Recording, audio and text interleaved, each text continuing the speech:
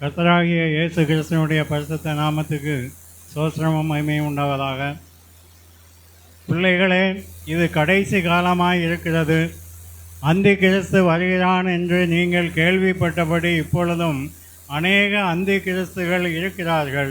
அதனாலே இது கடைசி காலம் என்று அறிகிறோம். அவர்கள் நம்மை விட்டு பிரிந்து போனார்கள். ஆகிலும் அவர்கள் நம்முடையவர்களாய் இருக்கவில்லை. நம்முடையவர்களாய் இருந்தார்களானால் நம்முடனே நிலைத்திருப்பார்களே. எல்லாரும் நம்முடையவர்களே அல்லவென்று வெளியாகும்படிக்க பிரிந்து போனார்கள். நீங்கள் பரிசுத்தராலே அபிஷேகம் பெற்று சகலத்தையும் அறிந்திருக்கிறீர்கள். சத்தியத்தை நீங்கள் அறியாததினால் அல்ல, நீங்கள் சத்தியத்தை அறிந்திருக்கிறதினாலும் சத்தியத்தினால் ஒரு பொய்யும் உண்டாயிருக்கிறது என்பதை நீங்கள் அறிந்திருக்கிறதினாலும் உங்களுக்கு எழுதியிருக்கிறேன். இயேசுவை கிறிஸ்து அல்ல என்று மறுதலிக்கிறவனே அல்லாமல் வேறே யார் பொய்யன்? பிதாவையும் குமாரனையும் மறுதலிக்கிறவனே அந்தி கிறிஸ்து. அல்லேலூயா. வாசிக்கப்பட்ட வேத வசனங்களை கர்த்தர் தாமே ஆசீர்வதிப்பாராக. நம்முடைய தலைகளை தாழ்த்தி நாம் ஜெபம் செய்வோம். அன்பும் கிருபை இரக்கம் நேர்ந்த பரலோக நல்ல பிதாவே, கர்த்தர் மர்ம ரட்சகரமாக இயேசு கிறிஸ்துவை நன்றியோடு துதிக்கிறோம். ஆசீர்வதிக்கப்பட்ட அந்த அருமையான கால வேளையிலும் தேவனுடைய சமூகத்திலே நாங்கள் உம்மை துதித்து பாடி ஆராதித்து மகிமைப்படுத்தும்படி கிருபை செய்து இப்பொழுதும் தேவனுடைய வார்த்தைக்காக நாங்கள் வருகிறோம். கர்த்தாவே, பேசுகிறவர் நீங்கள் இல்லை, பரிசுத்த ஆவி உங்களிருந்து பேசுவார் என்ற வார்த்தையின்படியே பரிசுத்த ஆவியானவரே, நீர் வாசிக்கப்பட்ட வேத வசனங்களை ஆசீர்வதியும், வாசித்து உம்முடைய மகனை ஆசீர்வதிப்பீராக. கர்த்தராக இயேசு கிறிஸ்துவின் நாமத்திலே கர்த்தர் தாமே உம்முடைய வார்த்தை எங்களுக்கு தாருங்க. பேசுகிறவர் நீங்கள் இல்லை, பரிசுத்த ஆவியானவர் உங்களிருந்து பேசுவார் என்ற வார்த்தையின்படியே பரிசுத்த ஆவியானவர் அடியினுடைய அபிஷேகப்பட்ட வார்த்தைகளை அடியினுடைய நாவிலிருந்து புறப்பட செய்யும்படியாகும். அது கேட்க போகிற ஒவ்வொருடைய பிள்ளைகளும் ஆசீர்வதிக்கப்பட கிருபை செய்வீராக. கர்த்தருக்கென்று நம்முடைய பிள்ளைகள் செலுத்தின காணிக்கைகள் தசம்பாங்கள் எல்லாவற்றையும் வானத்தின் பலங்களில் திறந்து இடங்களாமற் போக மட்டும் ஆசீர்வதிக்கும்படியாக ஜெபிக்கிறோம். ஆம் கர்த்தாவே, உம்முடைய நாமம் மகிமைப்படட்டும். எல்லாவற்றையும் உம்முடைய பாதத்தில் வைக்கிறோம் கர்த்தாவே. துதி கன மகிமை யாவற்றையும் உமக்கு செலுத்துகிறோம். கர்த்தராகிய இயேசு கிறிஸ்துவின் நாமத்தில் கேட்கிறோம் பிதாவே, ஆமென். அல்லேலூயா. நாம் நின்ற வண்ணமாக கர்த்தருக்கு காணிக்கை செலுத்தும்படியாக ஒரு பாடலை பாடி நாம் வார்த்தை கடன் செல்வோம்.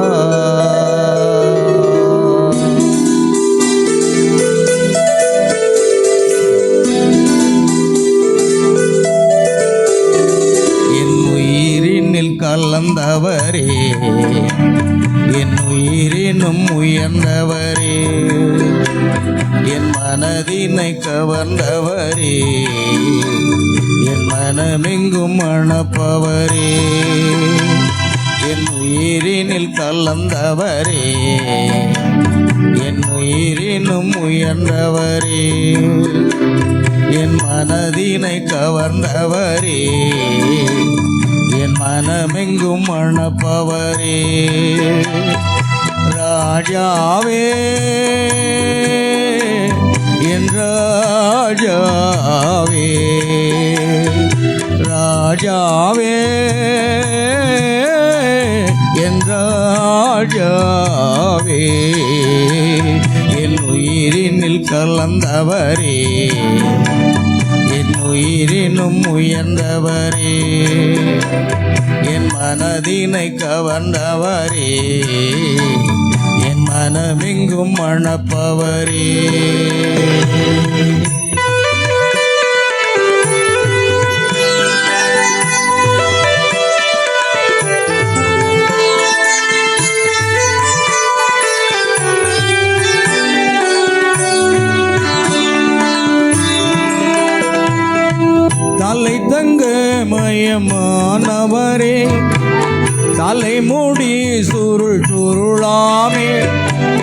தலை தங்க மயமானவரே, தலைமுடி சுருள் சுருளாமே, வெண்மையும் சிவப்புமானவர், வெண்மையும் சிவப்புமானவர்,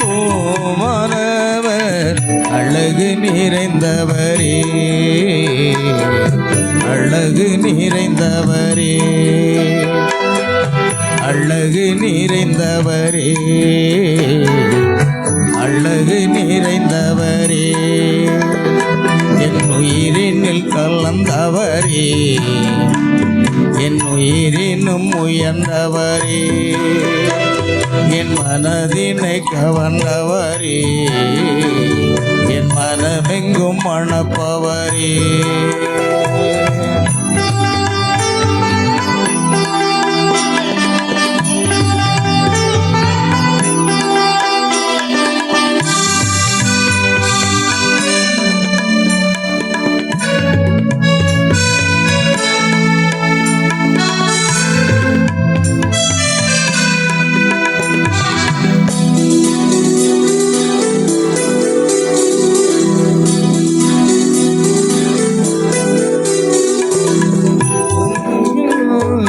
புறாக்கண்கள் பாலினால் கழுவப்பட்டவைகள், கண்கள் ரெண்டும் புறாக்கண்கள் பாலினால் கழுவப்பட்டவைகள், கண்ணம் ரெண்டும் பாத்திகள் போல, கண்ணம் ரெண்டும் பாத்திகள் போல, பாசம் நிறைந்தவரே,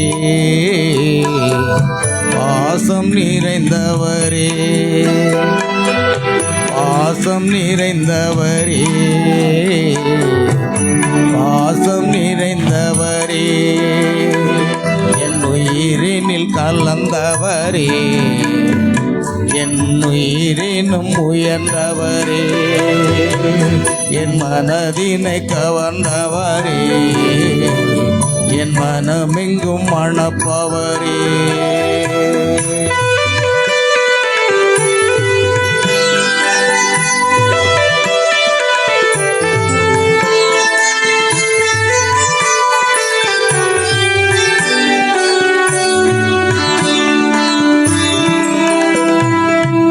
அவர் கரங்கள் பொன்மழையல்கள், அவரின் அங்கம் ரத்தினங்கள், அவர் கரங்கள் பொன்மழையல்கள், அவரின் அங்கம் ரத்தினங்கள், கால்கள் ரெண்டும் பசும் பொன்னாதாரம், கால்கள் ரெண்டும் பசும் பொன்னாதாரம், அன்பு நிறைந்தவரே, அன்பு நிறைந்தவரே, அன்பு நிறைந்தவரே, அன்பு நிறைந்தவரே, என் உயிரினில் கலந்தவரே, என் உயிரினும் உயர்ந்தவரே, என் மனதினை கவர்ந்தவரே, என் மனமெங்கும் மணப்பவரே. ராஜாவே, என் ராஜாவே, ராஜாவே, என் ராஜாவே, என் உயிரினில் கலந்தவரே, என் உயிரினும் உயர்ந்தவரே, என் மனதினை கவர்ந்தவரே, என் மனமெங்கும் மணப்பவரே. அல்லேலூயா. அன்பின் ஆண்டவராக இயேசுவை துதிக்கிறப்பா. உம்முடைய வார்த்தைக்காக நாங்கள் கடந்து செல்கிறோம். வாசிக்கப்பட்ட வார்த்தைகளை தேவன் ஆசீர்வதிப்பீராக. கர்த்தராக இயேசு நாமத்திலே ஆவியானவர் எங்களோடு பேசும். உம்முடைய வார்த்தை எங்களுக்கு ஜீவனுள்ளதாக காணப்பட கிருபை செய்யுங்க. பொறுப்படுத்திக்கொள்ளும். இயேசு நாமத்தில் கேட்கிறோம் பிதாவே, ஆமென். இன்று நம்முடைய தியானத்திற்காக வாசிக்கப்பட்ட அந்த வேத வசனங்கள் அந்தி கிறிஸ்துவை குறித்ததான ஒரு காரியமாக இருந்தது. அல்லேலூயா. ஆம், அந்தி கிறிஸ்து வருவார் என்று நாம் கேள்விப்படுகிறோம் என்பதாக அப்போஸ்தலனாகிய யோவான் சொல்லப்பட்ட வார்த்தைகளை நாம் பார்க்கிறோம். அல்லேலூயா. கர்த்தருக்கு மகிமை உண்டாகட்டும். ஆகையால் பிரியமான தேவனுடைய பிள்ளைகளை,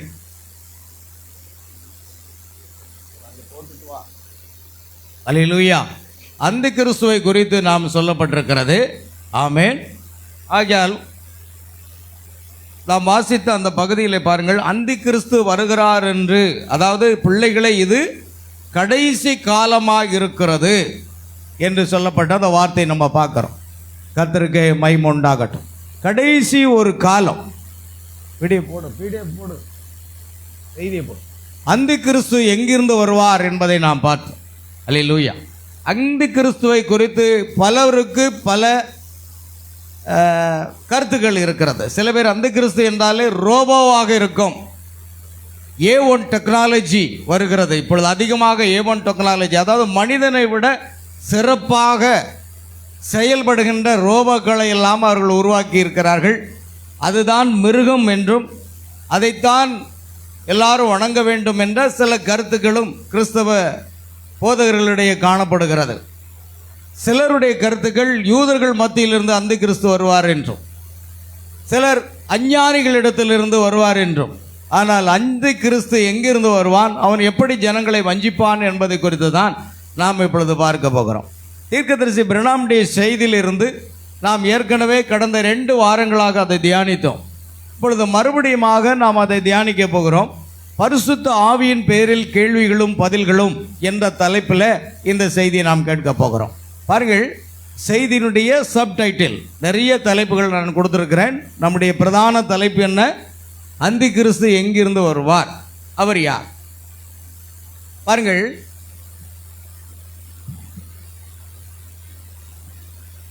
இதை நான் கூறும் காரணம் பரிசுத்தாவின் பேரில் கேள்விகளில் பதில்களும் என்ற செய்தியிலிருந்து இப்பொழுது நான் வாசிக்கிறேன். அப்போஸ்தலர்களுக்கு பிறகு முதலாக உலகில் ஸ்தாபிக்கப்பட்ட கத்தோலிக்க சபையை நீங்கள் எதிர்பார்க்க முடியுமா? கடைசி அப்போஸ்தலன் மரித்து அநேக நூற்றாண்டுகள் கழிந்த பின்பு சுமார் 600 ஆண்டுகளுக்கு பிற்பாடு நிசைய ஆலோசனை சங்கம் முடிந்து, நிசைய ஆலோசனை சங்கம் கிபி 325ஆம் ஆண்டில் நடைபெற்று அது ஒரு அமைப்பாக உருவாக்கப்பட்டு கடைசியாக அது நிக்கோலாய் மதஸ்தரின் கிரியைகளாக இருந்தது. நிக்கோலாய் மதத்தின் ஆவியாக வந்து, நிக்கோலாய் மதத்தின் கிரியாக வந்து ஒரு ஸ்தாபனமாக்கப்பட்டு கிட்டத்தட்ட 600 ஆண்டுகளுக்குள்ளாக அது முழுமையாக ரோமன் கத்தோலிக்க ஸ்தாபனம் என்ற தலைப்பிலே அது கொண்டு வரப்பட்டது. ரோமன் கத்தோலிக்க ஸ்தாபனம் என்பது ஆதி திருச்சபை அல்ல. கத்தோலிக்கர்கள் நாங்கள் தான் ஆதி சபை, நாங்கள் தான் தாய் சபை என்று சொல்வார்கள். நீங்கள் தாய் சபை என்பது வேதப்படி சரியானதே. ஏனென்றால் வெளிப்படுத்தல் 17:5ஆம் வசனம் அப்படித்தான் சொல்லுகிறது. அல்லேலூயா. அது பூமியில் உள்ள அருவருப்புகளுக்கும் வேசிகளுக்கும் தாய் என்னும் நாமம் என்று எழுதியிருக்கிறது. ஆகையால் அவர்கள் தாய் சபை என்பது சரிதான், தாய் ஸ்தாபனம் என்பது சரிதான். ஆனால் உண்மையான திருச்சபை என்பது பெந்தகோஸ்தே நாளிலே எருசலேமிலே மேல் வீட்டறையிலே பரிசுத்தாவின் அபிஷேகத்தோடு துவங்கினது. அல்லேலூயா. அதுதான் உண்மையான தேவனுடைய சபையாக இருந்தது. இந்த கல்லின் மேல் என் சபையை கட்டுவேன், பாதாளத்தின் வாசல்கள் அதை மேற்கொள்ளாது என்று சொன்ன மரணம் மேற்கொள்ளாத ஒரு சபையை ஆண்டவராக இயேசு கட்டுகிறார். ஒரு மனிதன் அல்ல, அது பரிசுத்தாவினுடைய வல்லமையினாலே கட்டப்படுகிறது. ஆமென். ஆகையால் கடைசி அப்போஸ்தலர் மரித்த பிற்பாடு அவர்கள் நிசைய ஆலோசனை சங்கம் என்று ஏற்படுத்தி அதை முடிந்து பின்பு நிசையா பிதாக்கள் எல்லாரும் ஒன்று கூடி ஸ்தாபனம் உண்டாக்கி கொண்ட போது கத்தோலிக்க சபை ஸ்தாபிக்கப்பட்டது. அதுதான் கிட்டத்தட்ட கிபி 400வது நூற்றாண்டில் ஆரம்பமாகி 600 நூற்றாண்டு வரும் பொழுது, அதாவது மன்னிக்கும் 6வது நூற்றாண்டு வரும் பொழுது, 4வது நூற்றாண்டில் ஆரம்பமாகி 6வது நூற்றாண்டில் முழுமையாக ரோமன் கத்தோலிக்க ஸ்தாபனம் என்ற ஒரு ஸ்தாபனம் நிறுவப்பட்டது. ஆமென். அதனால் அது ஒரு கிறிஸ்தவ மார்க்கம் என்றல்ல, கலப்புள்ள ஒரு மார்க்கம். கிறிஸ்தவமும் அஞ்ஞானமும் கலந்த ஒரு மார்க்கம். அதாவது கிறிஸ்தவர்கள் என்றால் கத்தோலிக்கர்கள் என்று அர்த்தம்.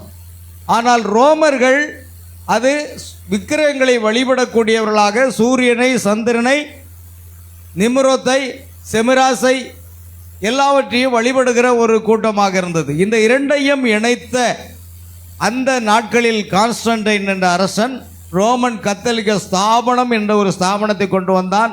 சொல்லப்போனால் அது முழுமையான கிறிஸ்தவ ஸ்தாபனம் அல்ல. அது அஞ்ஞான ரோமபுரியால் ஏற்படுத்தப்பட்ட ஒரு ரோம பேரரசாகத்தான் அது இருக்கிறது. அல்லேலூயா. ஆனால் கிறிஸ்தவர்கள் என்று சொல்லுகிற அந்த போர்வைக்குள்ளாக பிசாசு அவர்களை கட்டி வைத்திருக்கிறதை நாம் காண்கிறோம். இங்கு அநேகர் கத்தோலிக்க ஸ்தாபனத்திலிருந்து வெளியே கொண்டு வரப்பட்டிருக்கிறீர்கள். ஆமென். நானும் கூட. கவனிங்க. ஆகையால் உலகம் முழுவதும் பரம்பின ஒரு சபையை அவர்கள் உண்டாக்கினர். அதுதான் கத்தோலிக்க சபை. கத்தோலிக்கம் என்றால் உலகம் முழுவதும் என்று பொருள்படும். அது எங்கும் உள்ளது. அவர்கள் அஞ்ஞான ரோம மார்க்கம் போப்பாண்டவ ரோம மார்க்கமாக மாற்றப்பட்டது. அவர்கள் அம்மார்க்கத்துக்கு தலைவராக ஒரு போப்பாண்டவரை நியமித்தனர். பேதுருவிடம் இயேசு ராஜ்யத்தின் திறவுகோல்களை கொடுத்தார் என்று அவர்கள் கூறினர். உண்மைதான். இயேசுதாமே பரலோக ராஜ்யத்தின் திறவுகோல்களை பேதுருவிடத்தில் கொடுத்தார்.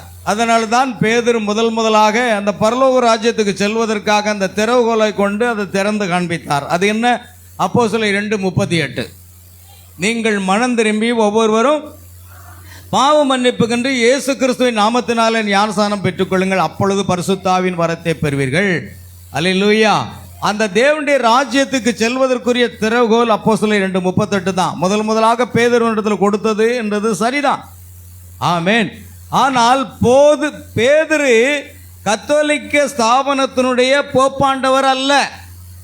ஏனென்றால் பேதுரு சிலுவையிலே தலைகீழாக அறையப்பட்டு இரத்த சாட்சியாக மரித்து அடக்கம் பண்ணப்பட்டு எத்தனையோ ஆண்டுகளுக்கு பிற்பாடு அல்லது எத்தனையோ ஒரு சில நூற்றாண்டுகளுக்கு பிற்பாடு தான் கத்தோலிக்க ஸ்தாபனம் துவங்கினது.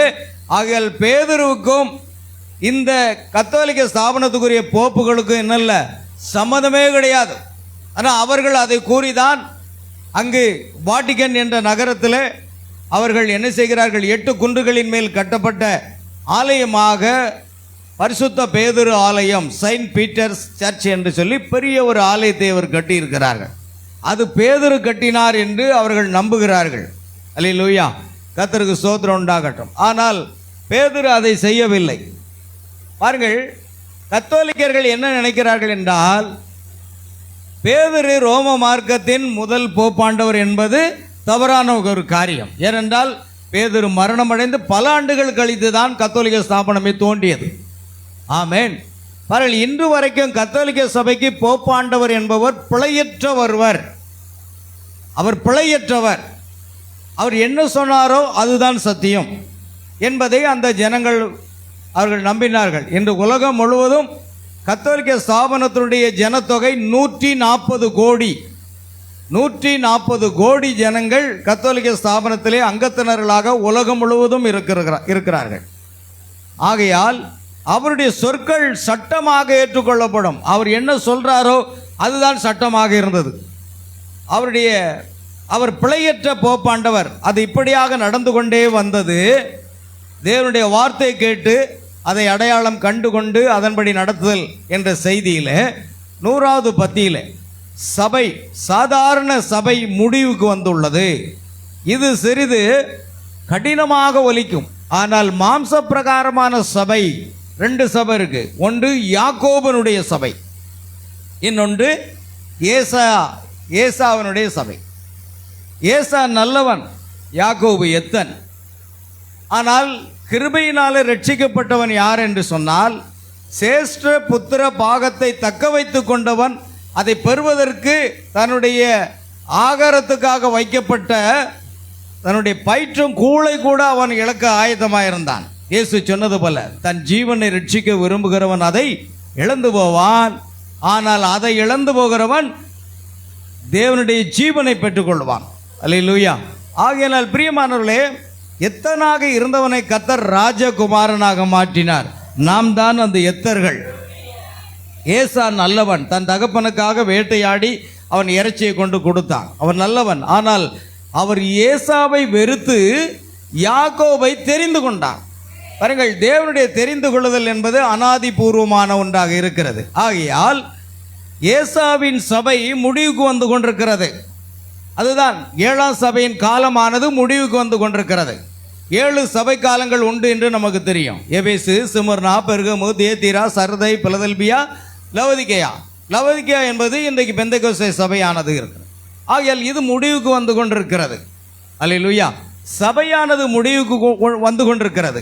அது என்ன செய்து கொண்டிருக்கிறது? சபைகளின் சங்கத்துக்குள் சென்று கொண்டிருக்கிறது. பாருங்கள், WCC நாம் போன வாரம் பார்த்தோம் இல்லையா? போப்பனுடைய சிம்மாசனத்தில் இருக்கக்கூடிய விகாரிவ்ஸ் ஃபிலி டை, அதனுடைய இலக்கம் என்ன அப்படின்னு சொல்லி நம்ம பார்த்தோம்.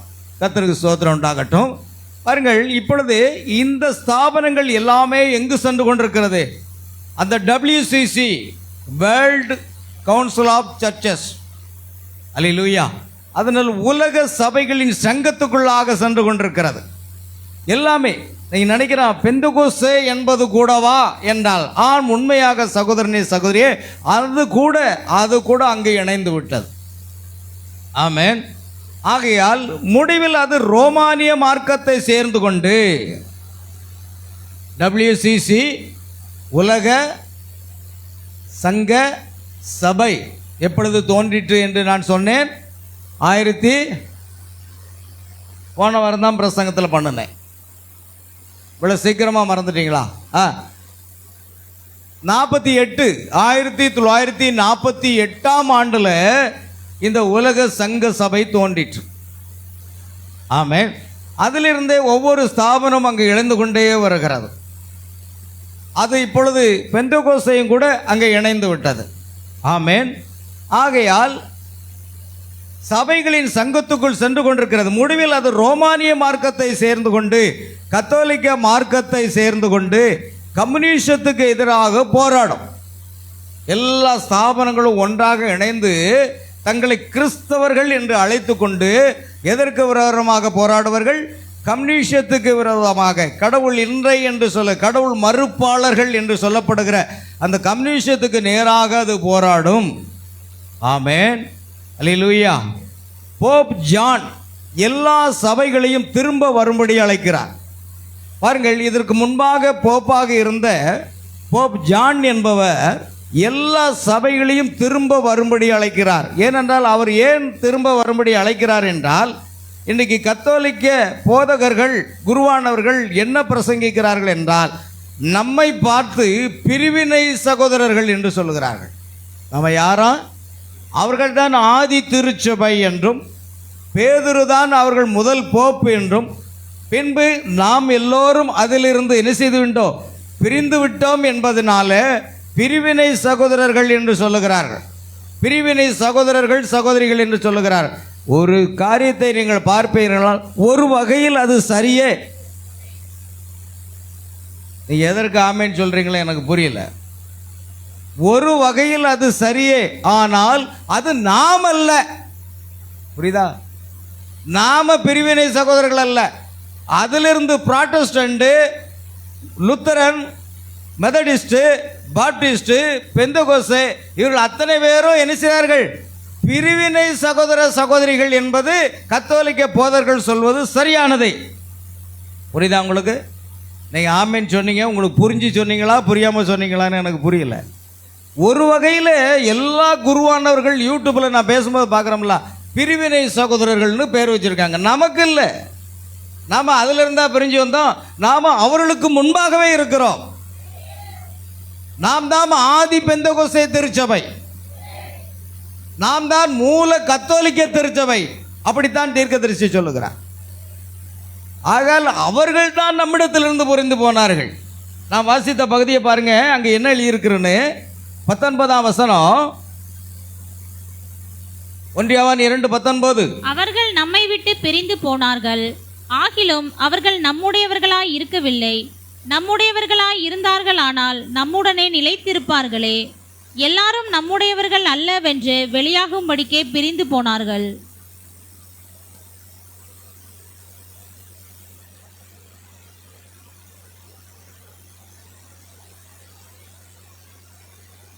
பாருங்க, அவர்கள் நம்மை விட்டு பிரிந்து போனார்கள். பிரிந்து போனது யாரு சொல்லுங்கய்யா? அவங்க தான் பிரிந்து போனாங்க. பைபிள் வசனம் அப்படி இருக்கு. அல்லேலூயா. அவர்கள்தான் நம்மை விட்டு பிரிந்து போனார்கள்.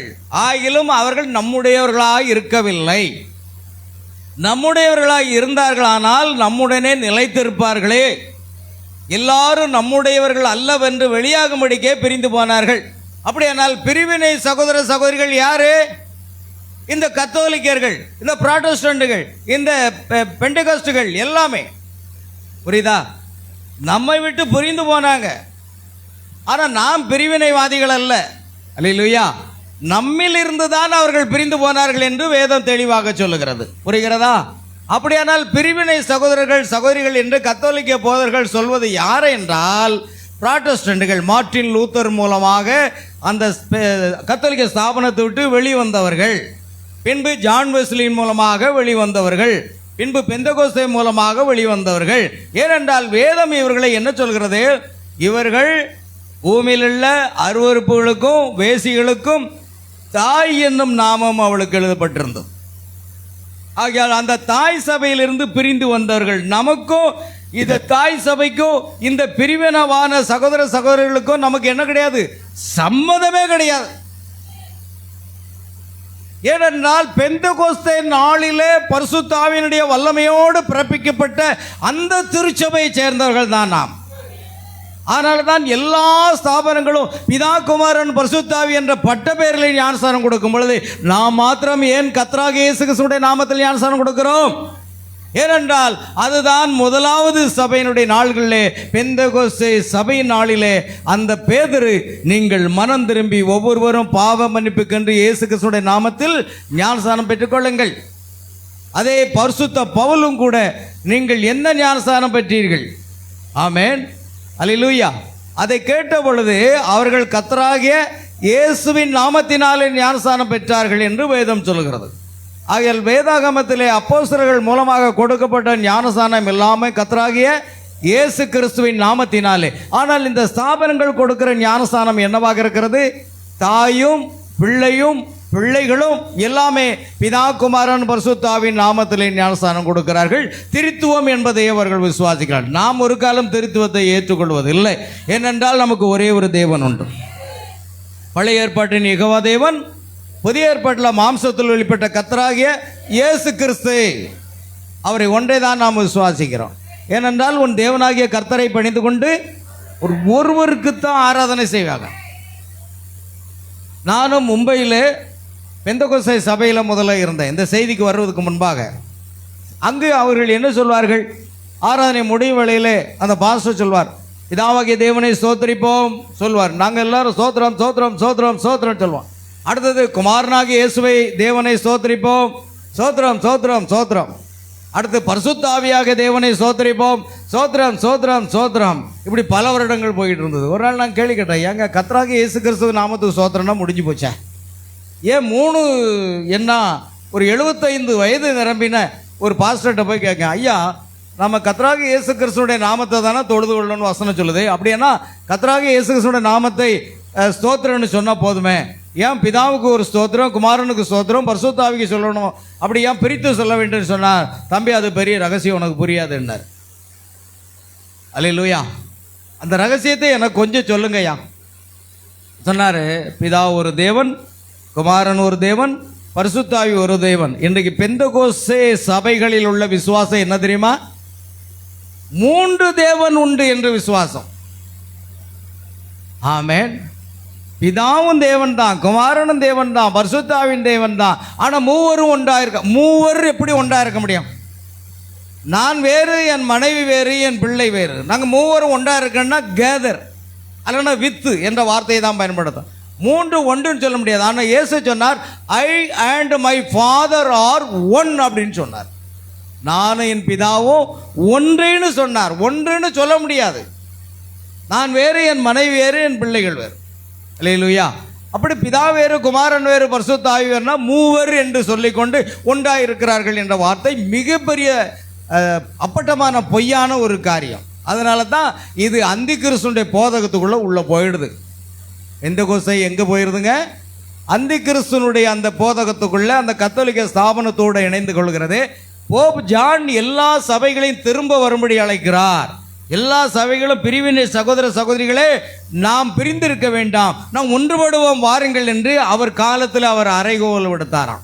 எல்லா சபைகளுக்கும் ஸ்தாபனங்களுக்கும் அழைப்பு கொடுத்தார் என்று சரித்திரத்தில் நாம் பார்க்கிறோம். ஆமென். அவர்கள் வருவார்கள். அவர்கள் என்ன செய்வார்கள்? அழைப்பு கொடுத்தாலும் பரவாயில்ல, அவர்கள் நிச்சயம் வருவார்கள். அவர்கள் எல்லோரும் ஒன்றாக இணைவார்கள். ஆமென். அவர்கள் எல்லாரும் ஒன்றாக இணைவார்கள். நீங்கள் சகோதரன் பிரணாமே ஒரு நிமிடம் போரும். அல்லேலூயா. பாருங்கள், அது கர்த்தர் உரைக்கிறதாவது என்பதாக தீர்க்கதரிசி சொல்றார். எல்லா ஸ்தாபனங்களும் இணையும்.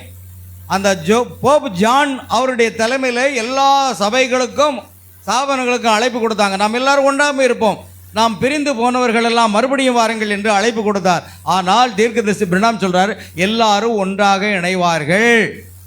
அந்த அந்த அமைப்புக்கு பேர் தான் WCC, அதாவது உலக சங்க சபை. எல்லாம் அதில் இணைந்து கொள்ளும். ஆனால் அதில் என்ன இணைந்து கொள்ளும் தெரியுமா? எல்லாமே திருத்துவமாக தான் இருக்கும். அங்கே இணைக்கப்பட்ட ஸ்தாபனங்கள் எல்லாமே எதில் இருப்பாங்க? திருத்துவத்தில் இருப்பாங்க. எல்லா ஸ்தாபனங்களும் பிதா குமாரன் பரிசுத்தாவில் ஞானஸ்நானம் கொடுக்கிறார்கள். எல்லாருமே அங்கே இணைவார்கள். ஆனால் கர்த்தராகிய இயேசு கிறிஸ்துவின் நாமத்தில் ஞானஸ்நானம் கொடுக்கிற நாம் எப்படி அங்கே இணைவோம்? இணைவீங்களா? இணைஞ்சா நீங்க மிருகத்தின் முத்திரையை தரித்துக் கொள்வீர்கள். முடிஞ்சு போச்சு. அல்லேலூயா. சகோதரன் பிரணாமே ஒரு நிமிடம் போறோம். நீங்கள் வரிசையை விட்டு விலகுகிறீர்கள் எனலாம். நான் விலகினால் இந்த வேதாகமத்தை எழுதின தேவனும் வரிசையை விட்டு விலகுகின்றார். நீங்கள் இந்த விஷயத்தில் மிகாயாவாக இருக்க வேண்டும். நம்ம யாராக இருக்கணுங்க? 400 தீர்க்கதரிசிகள். தலைவர் யாரு? சிதேக்கியா. என்ன சொன்னீங்க? மிகாயா தலைவர் இல்லைங்க. யார் சொன்ன? யாரும் ஒருத்தர் மிகாயான்னு சொன்னாங்க. மிகாயா அல்ல, சிதேக்கியா. சிதேக்கியா என்ற தீர்க்கதரிசியின் தலைமையின் கீழ் 400 தீர்க்கதரிசிகள் இருந்தாங்க. சரிதானா? ஆகாப் ராஜாவினுடைய நாட்களில் 400 பேருமே ஒன்றாக சேர்ந்து கொண்டு ராமோத் மேலே நீர் யுத்தம் பண்ண போகலாம் ஆகாப் ராஜாவை இடத்தில் சொல்லுகிறார். வெற்றியோடு திரும்பி வருவார். கர்த்தர் ராஜ்யத்தை ஒப்பு கொடுப்பார் என்றால். ஆனால் ஒரே ஒரு மிகாயா அழுக்கு படிந்த உடையுடன் இடுக்கத்தின் அப்பத்தையும் தண்ணீரையும் சாப்பிட்டு சிறைச்சாலையில் இருந்து அவன் எழுந்து வருகிறான். கர்த்தர் உரைக்கிறதாவது, நீர் போ, இஸ்ரவேல் ஜனங்கள் மேய்ப்பன் இல்லாத ஆடுகளைப் போல சிதறப்பட்ட கண்டேன். அல்லேலூயா. ஏற்கனவே எலியா என்ற தீர்க்கதரிசி அவர் கூறியிருக்கிறார், ஆகாப் ராஜாவினுடைய இரத்தத்தை நாய்கள் நக்கும், எசேபேலுடைய மாம்சத்தை நாய்கள் தின்னும், கர்த்தர் உரைக்கிறார் என்று எலியா தீர்க்கதரிசி ஏற்கனவே உரைக்கப்பட்டார். அந்த உரைக்கப்பட்ட வார்த்தையோடு மிகையா தீர்க்கதரிசியின் வார்த்தை ஒத்து போகிறது. எந்த ஒரு தீர்க்கதரிசியாக இருந்தாலும் சரி, எந்த ஒரு போதகராக இருந்தாலும் சரி, வேத வசனத்தோடு ஒத்து போகவில்லை என்றால் அவர்கள் கள்ள தீர்க்கதரிசிகளாக இருக்கிறார்கள். அதனால தான் சகோதரன் பிரணாமும் சொல்றார், என்னுடைய செய்தியை நீங்கள் ஆராய்ந்து பாருங்க, அது வேதத்தோடு சரியாக பொருந்துவதாக இருந்தால் நீங்கள் அதை ஏற்றுக்கொள்ளுங்கள். அல்லேலூயா. கர்த்தருக்கு ஸ்தோத்திரம் உண்டாகட்டும். கவனிங்க. ஆகையால் அது மிகாயாவாக இருக்க வேண்டும். நான் நினைக்கிறேன், நான் ஒரு மிகாயாவாக இருக்க ஆசைப்படுகிறேன். நீங்கள் 400 தீர்க்கதரிசிகள் ஒருவராக இருக்க விரும்புகிறீர்களா? 400 ஸ்தாபனத்துக்குள் நீங்களும் ஒருவராக இருக்க விரும்புகிறீர்களா? ஓ, நீங்கள் மிகையாக இருக்க வேண்டும். ஆமென். ஆண்டவர் ஸ்தோத்திரம். உண்மையாகவே மிகாயா என்றால் தனியாக இருக்கக்கூடிய ஒரு மனிதன். ஆனால் தேவன் அவனோடு இருந்தார். தேவனுடைய வார்த்தையை உறுதிப்படுத்தினார். அதுதான் இன்றைக்கு நமக்கு தேவை. ஆகையால் கவனிங்க, அன்றொரு இரவு மாரி செர்லோ என்பவர் சகோதரன் பர்னாமை, அந்தி கிறிஸ்து எங்கே தெரியுமா? யூதர்கள் தான் அந்தி கிறிஸ்து என்றார். பாருங்க, அந்தி கிறிஸ்துனா யாருங்க? யூதர்கள் தான் அந்தி கிறிஸ்து என்று ஒரு யூதனாகிய மாரி செருலோ என்பவர் சொன்னாராம். நான் மாரிஸ், நீங்கள் ஒரு யூதனாய் இருந்து அப்படி கூறுவதா என்றேன். அவர்கள் எல்லாரையும் காட்டிலும் அதிகமாக தேவனை வெறுப்பவர்கள் என்றார். பாருங்கள், இஸ்ரவேல் ஜனங்கள் எல்லாரும் என்ன செய்தாங்க? யூதர்கள் தேவனை வெறுப்பவர்கள், தேவனை என்று சொல்வதை இயேசு கிறிஸ்துவை வெறுப்பவர்கள், அவர்கள் யெகோவா தேவனை இன்றைக்கும் ஆராதிக்கிறார்கள். அல்லேலூயா. ஆகையால் நான் மாறிஸ் அப்படி சொல்லாதீர்கள். அந்தி கிறிஸ்து எருசலேமில் இருந்து வருவதாக எனக்கு வேதத்திலிருந்து காட்டுங்கள் பார்க்கலாம். அந்தி கிறிஸ்து ரோமாபுரியிலிருந்து வருகிறான், எருசலேமில் இருந்து அல்ல என்றேன். ஆமேன். பாருங்க, அந்தி கிறிஸ்து எருசலேமில் இருந்து வரப்போறதில்ல. எங்கிருந்து வர வேண்டும்? ரோமாபுரியில் இருந்து வர வேண்டும். அப்படி இருந்தால் எனக்கு காண்பீங்கள் என்று அவர் கேட்டாராம். அவர் நல்லது பாருங்கள், நான் அவர்களை தேவனை வெறுப்பவர்கள் என்றார். நாம் காண வேண்டிய ஒரு காரியம், அவர்கள் கண்களை தேவன் குருடாக்கினதாக கூறவில்லையா என்றேன். பாருங்கள், தேவன் பிரஜாதிகளுக்கு ரட்சிப்பு வரும்படியாக கர்த்தர் என்ன செய்தார்? யூதர்களுடைய கண்களை என்ன செய்தாரா? குருடாக்கினார். ஆமேன். அல்லேலூயா. கர்த்தருக்கு மகிமை உண்டாகட்டும். ஒரு அருமையான வசனம் இருக்கிறது, சற்று நாம் அதை வாசிக்கலாம். ரோமருக்கு எழுதின நிருபம் வாசிக்கலாம். ரோமர் 11:25.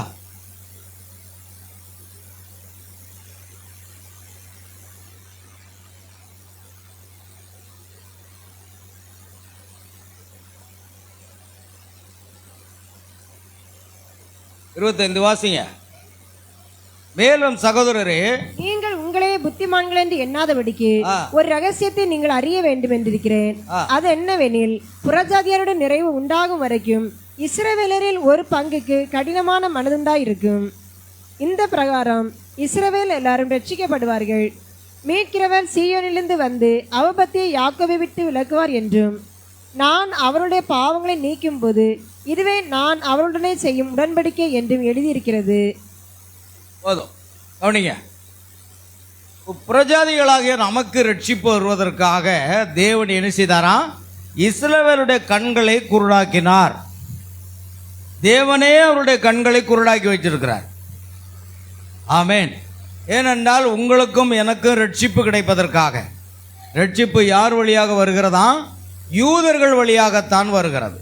ஆகையால் மேலும் சகோதரரே, நீங்கள் உங்களையே புத்திமான்கள் என்று எண்ணாதபடிக்கு ஒரு ரகசியத்தை நீங்கள் அறிய வேண்டும் என்றிருக்கிறேன். அது என்னவெனில், புறஜாதியாருடைய நிறைவு உண்டாகும் வரைக்கும் இஸ்ரவேலரில் ஒரு பங்கு என்ன செய்யணும்? கடின மனது உண்டாயிருக்கணும். கொஞ்சம் ஆங்கிலத்தில் எனக்கு இதை பாருங்க, கடின மனது என்றால் ஆங்கிலத்தில் என்ன சொல்லப்பட்டிருக்கிறது சற்று நாம் அதை பார்க்கலாம். That blindness in part has happened to Israel until the fullness of the Gentiles be come in. அதனா 25 தான வாசிக்கிறீங்க? 25 அங்கே இருக்கிறது பாருங்கள். 25ஆம் வசனம். For I would not, brethren, that you should be ignorant of this mystery, lest you should be wise in your own conceits, that blindness in part has happened to Israel until the fullness of the Gentiles be come in. கவனிங்க, நல்ல ஒரு point. That blindness in part is happened to Israel until the fullness of the Gentiles be come in. பிரஜாதியுடைய அந்த நிறைவு வரும் வரைக்கும் இஸ்ரவேலில் ஒரு பங்குக்கு என்ன இருக்கும்? That blindness in part is happened to Israel. இஸ்ரவேலர்களுக்கு ஒரு பங்குக்கு, அவர்களுக்கு ஒரு பாகத்தில் உள்ள அவர்களுக்கு பிளைண்ட்னஸ், குருடாக இருப்பார்கள். என்னவா இருப்பாங்க? கடின மனது என்பதற்கும் குருடு என்பதற்கும் வித்தியாசம் இருக்கு.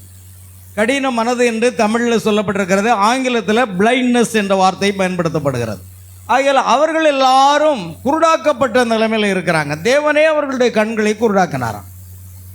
அதனால் அவர்கள் பேரில் எந்த குறையும் நாம் சொல்ல முடியாது. ஆனால் ஒரு நாள் வரும், இந்த பிரகாரம் இஸ்ரவேல் எல்லாரும் ரட்சிக்கப்படுவார்கள். மீட்கிறவர் சீயோனிலிருந்து வந்து அவபக்தியை யாக்கோபை விட்டு விலக்குவார். ஆமேன். அது சீக்கிரமாக நடக்க போகிறது. எப்பொழுது? தானியேலுடைய தீர்க்கதரிசியினுடைய செய்தியை நாம் பார்க்கும் பொழுது 70 வாரங்கள் செல்லும். 62 வாரங்கள், பின்பு 7 வாரங்கள், அதன் பிற்பாடு கடைசியாக 1 வாரம். மொத்தம் எத்தனை பாருங்க? 70 வாரம். முதலாவது 62 வாரங்கள், பின்பு 7 வாரங்கள், கடைசியாக 1 வாரம். 1 வாரம் என்பது 7 ஆண்டுகள். 7 ஆண்டுகளில் மேசியா பாதி சென்ற பொழுது, வாரத்தின் பாதி செல்லும் பொழுது மேசியா சங்கரிக்கப்படுவார். ஆமென். இப்பொழுது இஸ்ரவேலர்களுடைய மீட்பு சமீபமாக இருக்கிறது. 70 ஆண்டுகள் அவர்களுக்கு கொடுக்கப்பட்டது. அவருடைய சிறை இருப்பை எல்லாவற்றையும் திருப்பி அவர்களுக்கு ரட்சிப்பு வருவதற்காக 70 ஆண்டுகளிலே 69 ஆண்டுகள் முடிந்துவிட்டு 70வது ஆண்டிலும் பாதி ஆண்டு சென்று விட்டது, 3½ ஆண்டுகள். இதுலேயும் பல போதகர்களுடைய கருத்துக்கள் இருக்கிறது. உபத்திரவ காலம் என்பது 7 ஆண்டுகள் என்று சொல்வார்கள். ஆமென். அதை அவர்கள் எங்கிருந்து எடுக்கிறார்கள் என்றால், யோசேப்பு எகிப்தில் இருந்த நாட்களிலே 7 ஆண்டுகள் என்ன உண்டாயிற்று? பஞ்சம் உண்டாயிற்று. அதை கணக்கீட்டு செய்து அவர்கள் என்ன செய்கிறார்கள்? 7 வருஷம் அந்த உபத்திரவ காலம் இருக்கும் என்று அநேக போதகர்கள் பிரசங்கிப்பார்கள். ஆனால் தேவனுடைய வார்த்தை எப்பொழுதுமே யாரிடத்தில் வருகிறது? தீர்க்கதரிசியின் இடத்தில் வருகிறது.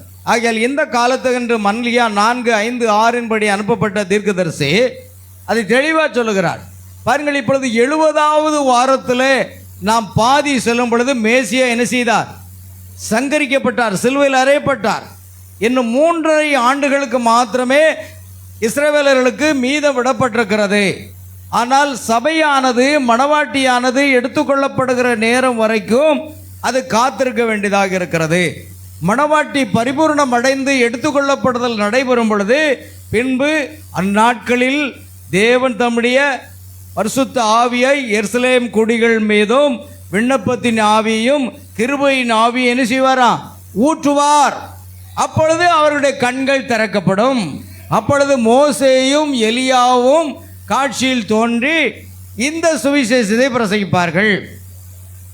சுவிசேஷம் முதலாவது யாருக்கு வந்தது? யூதர்களுக்கு வந்தது. யூதர்கள் அதை நிராகரித்தபடினால் தேவன் பிரஜாதிகளுக்கு மத்தியிலே சுவிசேஷத்தை அனுப்பினார். பிரஜாதிகள் இப்பொழுது சுவிசேஷத்தை ஏற்றுக்கொண்டு ரட்சிக்கப்பட்டு மணவாட்டியானது பரிபூரணப்பட்டு எடுத்துக்கொள்ளப்பட்ட பிற்பாடு இதே சுவிசேஷம் எங்கே போகணும்? யூதர்களுக்கு போகணும். ஒரு காலம் திரித்துவம் கிடையாது. எந்த ஒரு திரித்துவ பேராயர்களையோ அல்லது பண்டிதர்களையோ இஸ்ரவேலர்கள் ஏற்றுக்கொள்ளவே மாட்டார்கள். ஆமென். அவர்கள் ஒரே தேவனில் விசுவாசம் உள்ளவர்கள். ஆகையால்தான் அப்போஸ்தலனாக பவுல் ஒரு யூதனாக இருந்தான், பேதுரு ஒரு யூதனாக இருந்தான். அவர்கள் பிரசங்கித்த அதே செய்தியைத்தான் புறஜாதி மணவாட்டியாக நாம் விசுவாசிக்கிறோம். அதே ஒரே கர்த்தர், ஒரே விசுவாசம், ஒரே ஞானசானம், ஒரே தேவன், ஒரே பிதா. அவர் எல்லார் மேலும் எல்லாரோடும் எல்லாருக்குள்ளும் இருக்கிறவர், ஒரே ஒரு நபர். அந்த யூதர்கள் எதை விசுவாசித்தார்களோ அதைத்தான் நாம விசுவாசிக்கிறோம். சரிதானா? அல்லேலூயா. அப்படியானால் மறுபடியும் யூதர்களுக்கு எந்த செய்தி போகணும்? எந்த செய்தி போகணும்? பெந்தெகோஸ்தே ஸ்தாபனத்தாருடைய பிதாகுமாரன் திருத்துவமா? எந்த ஒரு பெந்தெகோஸ்தே போதகர்களும் அங்கு சென்று ஒன்றுமே சாதித்து விட முடியாது. ஒரு சமயம் பிரணாம் கூட இதுதான் ஏற்ற நேரம் என்று அவருடைய நண்பர் சொன்னார். இப்பொழுது நீர் அங்கு சென்று அற்புதங்கள் அடையாளங்கள் மூலமாக நடக்குமானால் இஸ்ரவேலர்கள் என்ன செய்வார்கள்? இயேசுவை ஏற்றுக்கொள்வார்கள். ஆகையால் இப்பொழுது நீர் செல்ல வேண்டிய நேரமாக அது இருக்கிறது என்று ஒரு சிலர் அவரை உற்சாகப்படுத்தினதுனால அவரும் என்ன செய்தார்? இஸ்ரவேலர்களுக்கு மத்தியில் செய்தியை கொண்டு போகிறதுக்காக புறப்பட்டார். ஃப்ளைட்டு டிக்கெட் எல்லாம் ரெடி ஆயிடுச்சு. கடைசியில் இவர் போகிற நேரம் ஃப்ளைட்டில் ஏறி இப்போ இஸ்ரவேல் ஜனங்களுக்கு செய்தியை கொண்டு போனோம். கடைசியாக ஆவியானவர் அவருடைய மனதில் ஏதோ நெருடல் இருக்கும் பொழுது அவர் ஃப்ளைட்டுக்கு அருகாமையில் சென்று ஜெபித்தாராம். ஜெபித்த பொழுது கர்த்தருடைய ஆவியானவர் சொன்னாராம், இஸ்ரவேலர்களுக்கு செய்தியை கொண்டு போகக்கூடிய நேரம் இது அல்ல. ஆமென். நீ திரும்பி போ என்று கர்த்தர் சொன்ன உடனே அதை டிக்கெட்டை கேன்சல் பண்ணிட்டு மறுபடியும் வந்துட்டார். ஏன்னா இஸ்ரவேல் ஜனங்கள் யாரைத்தான் ஏற்றுக்கொள்வார்கள்? தீர்க்கதரிசிகளைத்தான் ஏற்றுக்கொள்வார்கள். அதனால தான் பிரணாம் ஒரு தீர்க்கதரிசியாக இருந்ததுனால நீர் போய் அங்கே சுவிசேஷம் பிரசங்கம் பண்ணோம் என்று உற்சாகப்படுத்தினார்கள். நாங்கள்லாம் போய் ஒன்றும் பண்ண முடியாது. இஸ்ரவேல் வேணால் இஸ்ரவேல் தேசத்தை நாங்கள் என்ன செய்யலாம்? சுற்றி பார்த்துட்டு வரலாம், அவ்வளோதான் செய்ய முடியும். அல்லேலூயா. ஆனால் இஸ்ரவேலர்கள் எப்பொழுதுமே யாரை விசுவாசிப்பார்கள்? தீர்க்கதரிசிகளை தான் விசுவாசிப்பார்கள். அதனால தான் பிரணாம போகிறதுக்கு எல்லாரும் உற்சாகப்படுத்துகிறாங்க. இந்த அற்புத அடையாளங்கள் பிரஜாதிக்கு மத்தியிலே நடக்கிற அற்புத அடையாளங்கள் அங்கே நடந்தால் அவர்கள் ஏற்றுக்கொள்வார்கள் என்று. ஆனால் இது அந்த நேரம் அல்ல. அது பிரணாமுக்கு கொடுக்கப்பட்ட ஊழியம் அல்ல. பிரணாமுக்குள் இருந்த எலியாவின் ஆவிக்கு கொடுக்கப்பட்ட ஊழியம். ஆனால் அது மோசேயும் எலியாவுமாக இருக்க வேண்டும். ஆமென். பாருங்கள், வெளிப்படுத்தல் 11ஆம் அதிகாரத்திலே மோசேயும் எலியாவும் தோன்றி அந்த 3.5 ஆண்டுகளில் அவர்கள் என்ன செய்வார்களாம்? இதே சுவிசேஷம், ஒரே கர்த்தர், ஒரே விசுவாசம், ஒரே ஞானஸ்நானம், நீங்கள் மனம் திரும்பி ஒவ்வொருவரும் பாவ மன்னிப்புக்கென்று இயேசு கிறிஸ்துவின் நாமத்தினால் ஞானஸ்நானம் பெற்றுக்கொள்ளுங்கள். கர்த்தர் கிருபையின் ஆவியும் விண்ணப்பத்தின் ஆவியும் ஊற்றுவார். அப்பொழுது அவருடைய கண்கள் திறக்கப்பட்டு அவர்கள் இதே சுவிசேஷத்தை ஏற்றுக்கொள்வார்கள். வேறொரு சுவிசேஷம் கிடையாது.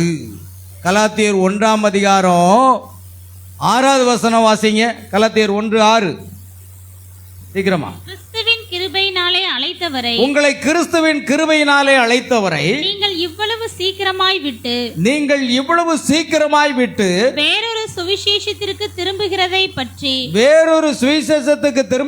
பற்றி நான் ஆச்சரியப்படுகிறேன். பாருங்க, வேறொரு சுவிசேஷத்துக்கு ஜனங்கள் திரும்பிட்டாங்க. வேறொரு சுவிசேஷம் இல்லையே ஐயா, வேறொரு சுவிசேஷம் கிடையாதையா. சிலர் உங்களை கலகப்படுத்தி கிறிஸ்துவினுடைய சுவிசேஷத்தை புரட்ட மனதாய் இருக்கிறார்களே அல்லாமல் வேறல்ல. நாங்கள் உங்களுக்கு பிரசங்கித்த இந்த சுவிசேஷத்தை அல்லாமல் நாங்களாவது வானத்திலிருந்து வருகிற தூதனாவது நாங்களாவது என்ற வார்த்தையை பேதுரு ஏன் சொல்லுகிறார் தெரியுமா?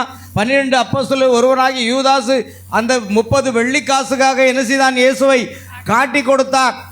அதே போல இந்த கூட்டத்திலே காட்டி கொடுக்கிறவன் அல்லது வார்த்தையை மறுதலிக்கிறவன் பணத்துக்காக தங்களை விற்று போட்டவனாக இருக்கலாம் என்பதற்காக நாங்களாவது, ஒருவேளை நாங்களாவது இந்த சுவிசேஷத்தை பிரசங்கித்த இந்த சுவிசேஷத்தை அல்லாமல் வேறொரு சுவிசேஷத்தை நாங்களாவது வானத்திலிருந்து வருகிற ஒரு தூதனாவது வேறொரு சுவிசேஷத்தை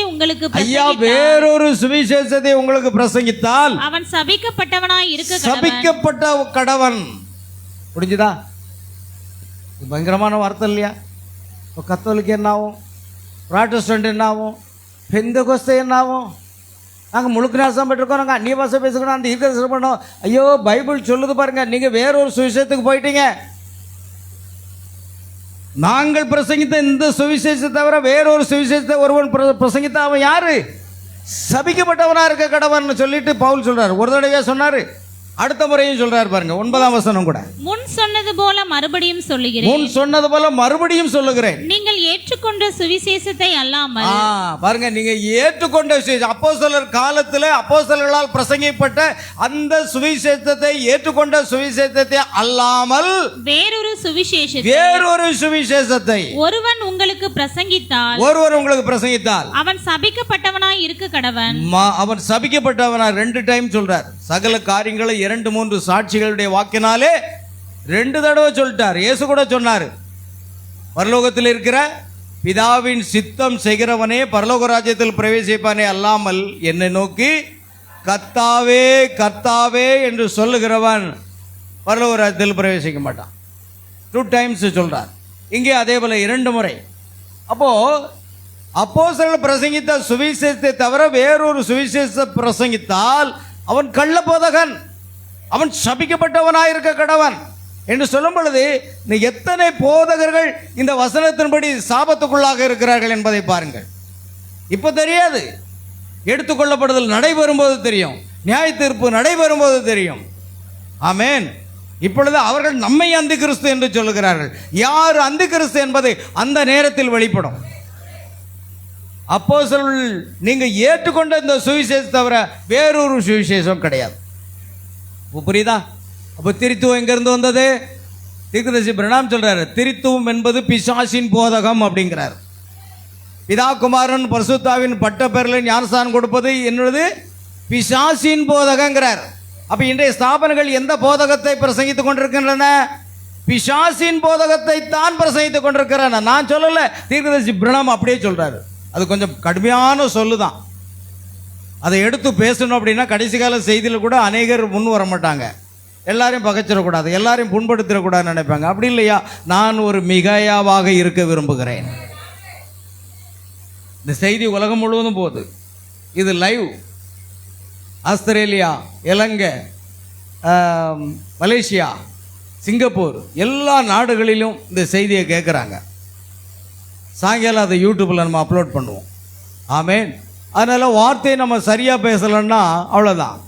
ஏன்னா நம்ம எதுக்கு சாட்சி? வார்த்தைக்கு தான் சாட்சி, சத்தியத்துக்கு தான் சாட்சி. மக்கள் நம்மை புகழ வேண்டும் என்பதற்காக நாம் ஊழியம் செய்யக்கூடாது. அல்லேலூயா. அருமையான தேவனுடைய பிள்ளைகளை கவனிங்க. ஆகையால் நாம் நீங்கள் ஏற்றுக்கொண்ட இந்த சுவிசேஷம், இதை தவிர வேறொரு சுவிசேஷத்தை இல்லையே. வேறொரு சுவிசேஷமே கிடையாது. திருத்துவம் கிடையாது. பிதாகுமாரன் பசுத்தாய் பட்ட பெயர் கிடையாது. அந்நிய பாஷை பேசுகிற பசுத்தாய் பெற்றதுக்கு அடையாளம் அது கிடையாது. இது எல்லாமே தவறாக இருக்கிறது. எல்லாமே பிசாசின் போதனையாக இருக்கிறது. அப்படியானால் எப்படி இவர்கள் எடுத்துக்கொள்ளப்படுதல் செல்ல முடியும்? அல்லேலூயா. கவனிங்க. சரி, நம்ம வார்த்தை போவோம். ஆகையால் இதே சுவிசேஷம், அப்போஸ்தலர்கள் பிரசங்கித்த சுவிசேஷம் அப்போஸ்தலர்களிடத்திலிருந்து நமக்கு வந்தது, புறஜாதிக்கு. இப்போ புறஜாதிகளிடத்திலிருந்து இதே சுவிசேஷம் தான் அங்கே கொண்டு போக முடியும். வேறொரு சுவிசேஷத்தை கொண்டு போக முடியாது. கவலைப்படாங்க. மறுபடியும் தேவன் மோசே எலியாவை அங்கு சொல்லி, ஒரே கர்த்தர், ஒரே விசுவாசம். நீங்கள் சிலுவையில் இருந்த பேதுரு பிரசங்கம் பண்ணார் பார்த்தீங்களா? நீங்கள் சிலுவையில் அறைந்த இந்த இயேசுவையே தேவன் கர்த்தரும் கிறிஸ்துவாக்கினார். தமிழில் ஆண்டவர்னு சொல்லியிருக்கு, இங்கிலீஷில் அப்படி இல்லை. Both Lord and Christ. கர்த்தரும் கிறிஸ்துவும் அவர்தான். இதே செய்தியை இந்த தீர்க்கதரிசிகள் அங்கே கொண்டு போவாங்க. நீங்கள் சிலுவையில் அறைந்து கொலை செய்தீர்களே, ஆமேன், கர்த்தர் தேவன் அவரை கர்த்தரும் கிறிஸ்துவாக்கினார் என்று இஸ்ரவேல் ஜனங்கள் அறிய கடவர்கள் என்று பொழுது அவர்கள் மனக்கண்கள் திறக்கப்படும். 1,44,000 பேர் முன்குறிக்கப்பட்டவர்கள். அவர்கள் அதை விசுவாசிப்பார்கள். அல்லேலூயா. பாருங்கள், அதுதான் காரியம். அந்த செய்தி இங்கிருந்து அங்கே போகும். அவர் சகோதரன் பிரணாமே நான் அப்படி நினைக்கவில்லை என்றார். பார்த்தீங்களா? அவர் தவறான ஒரு கருத்தை வைத்திருந்தார். அந்த கிறிஸ்து எங்கிருந்து வருவார்கள்? யூதர்களிடத்திலிருந்து வருவார்கள். அவர்கள் இயேசு கிறிஸ்துவை ஏற்றுக்கொள்ளாதபடி கொலை செய்தார்கள், கொலைபாதகர்கள். ஆனால் அங்கிருந்து தான் அந்த கிறிஸ்து வர வேண்டும் என்று சொன்னார்கள். ஆனால் சகோதரன் பிரணாமோ அதை விலக்கி கொடுத்தார். புறஜாதிகளுக்கு ரட்சிப்பு வரும்படியாக தேவன் என்ன செய்தார்? யூதருடைய கண்களை என்ன செய்தார்? குருடாக்கி வைத்திருந்தார். ஆனால் ஒரு காலம் வருகிறது. எப்படி? கர்த்தர் ஒரு காலம் வரும் பொழுது அவருடைய கண்களை என்ன செய்கிறார்? திறக்கிறார். இப்படியாக மீட்கப்பட்ட இப்பொழுது ரோமர் 11 நான் வாசித்த அந்த பகுதியை, சகோதரரே நீங்கள் உங்களே புத்திமான்கள் என்று எண்ணாதபடிக்கு ரகசியத்தை உங்களுக்கு அறிவிக்க முடியும். ஆனெனில் பிரஜாதியுடைய நிறைவு உண்டாகிருக்க இஸ்ரவேல் ஒரு பங்குக்கு கடினம், அதாவது பிளைண்ட். இந்த பிரகாரம் இஸ்ரவேல் எல்லாரும் ரட்சிக்கப்படுவார்கள். முன்குறிக்கப்பட்ட 1,44,000 பேர் ரட்சிக்கப்படுவார்கள். சரி, போகலாம். நம்ம அவர் சரியா புரிந்துகிட்டார். விளக்கி கொடுத்த உடனே புரிஞ்சிட்டார். ஓ சகோதரன் பிரணாமே, நான் அப்படி நினைக்கவில்லை, நான் அதை தவறாக புரிந்து கொண்டேன் என்றார். ஆமென். பாருங்கள், நாம் முடிவில் இருக்கிறோம். மாம்ச பிரகாரமான உலகம், மாம்ச பிரகாரமான சபை முடிவுக்கு வந்துள்ளது. அது எப்படி சபைகளின் சங்கத்தில் முடிவடைகிறது என்று கவனிங்கள். ஐக்கிய சகோதரர்கள் அதில் சேர்ந்து கொண்டனர், பெந்தகோஸ்தையினர் அதில் சேர்ந்து கொண்டனர். ஆமேன். அல்லேலூயா. எனக்கு ஒரு நல்ல டார்ச் லைட்டு கொடுத்தாங்க, உங்களுக்கு காண்பிக்கலான்னு. அது ஸ்க்ரீனில் வர மாட்டேங்குது, இங்கே வருது, ஆனால் அங்கே வரல. ஆமேன். கவனிங்க, பெந்தகோஸ்தையினர் அதில் சேர்ந்து கொண்டனர். புரியுதா? உங்கள் கூட பிறந்தவங்க, உங்கள் அண்ணன் தம்பி மாமா மச்சான் தாத்தா கூட்டம் யாராவது பெந்தகோஸ்தையில் இருந்தால் முதல்ல அதை விட்டு வெளியே வாங்கன்னு சொல்லுங்கள். இல்லைன்னா அவங்க ஜீவன் போச்சு, அவங்க அதை இழந்துருவாங்க, உபத்திர காலத்துக்குள்ளே போயிடுவாங்க. அன்பு பாராட்டுறது அதில் உண்மையான அன்பு என்ன தெரியுமா? அவங்கள பரலோகத்துக்கு நேராக வழிநடத்துறது தான் உண்மையான அன்பு. மாம்ச பிரகாரம் அன்பு ஒன்றுக்கும் உதவாது. அல்லேலூயா, அது அவசியமே இல்லை. ஆகையால் பெந்தெகோஸ்தினரும் அதில் சேர்ந்து கொண்டனர். மற்றவர் அனைவருமே தங்களுக்கு ஸ்தாபனம் உண்டாக்கி கொண்டனர். பாருங்கள், அவர்கள் கானானியர் மத்தியில் ஏசாவின் ஆவியை கொண்டவர்களாய், மிகவும் பயபக்தி உள்ளவர்களாய், உலகத்துடன் சங்கம் உண்டாக்கி கொண்டு, பாருங்க, அவர் யாருடைய ஆவியை பெற்றிருக்கிறாங்க? ஏசாவின் ஆவியை பெற்றவர்களாய். ரொம்ப பயபக்தி இருக்கு அவங்களுக்கு. ஆமென். பயபக்தி உள்ளவர்களாய் உலகத்துடன் சங்கம் உண்டாக்கி கொண்டு ஆவிக்குரிய பிரகாரம் புரிந்து கொள்ளாமல் ஜெயம் கொள்ளாதவர்களாய் வெளியே அழைக்கப்பட்டு பிரிக்கப்படுவதற்கென்று தேவனால் தெரிந்து கொள்ளப்படாதவர்களாய் இருக்கின்றனர். ஆனால் நாமோ தேவனால் தெரிந்து கொள்ளப்பட்ட ஒரு சந்ததி. ஆமென். இதை மாத்திரம் நான் எப்படியாவது புரிந்து கொள்ளும்படி செய்ய முடியுமானால், எந்த வழியிலாவது என்னால் ஆழமாக பதிய செய்ய முடியுமானால், அவர்களால் அதை காண முடியவில்லை. ஏன்னா அவருடைய கண்கள் குருடாக்கப்பட்டிருக்கிறது. இன்றைக்கு அந்த யூதருடைய கண்கள் குருடாக்கப்பட்டது போலவே இன்றைய ஸ்தாபனத்தினுடைய கண்கள் என்ன செய்கிறது? குருடாக்கப்பட்டிருக்கிறது. புரியுதா? ஆமென்.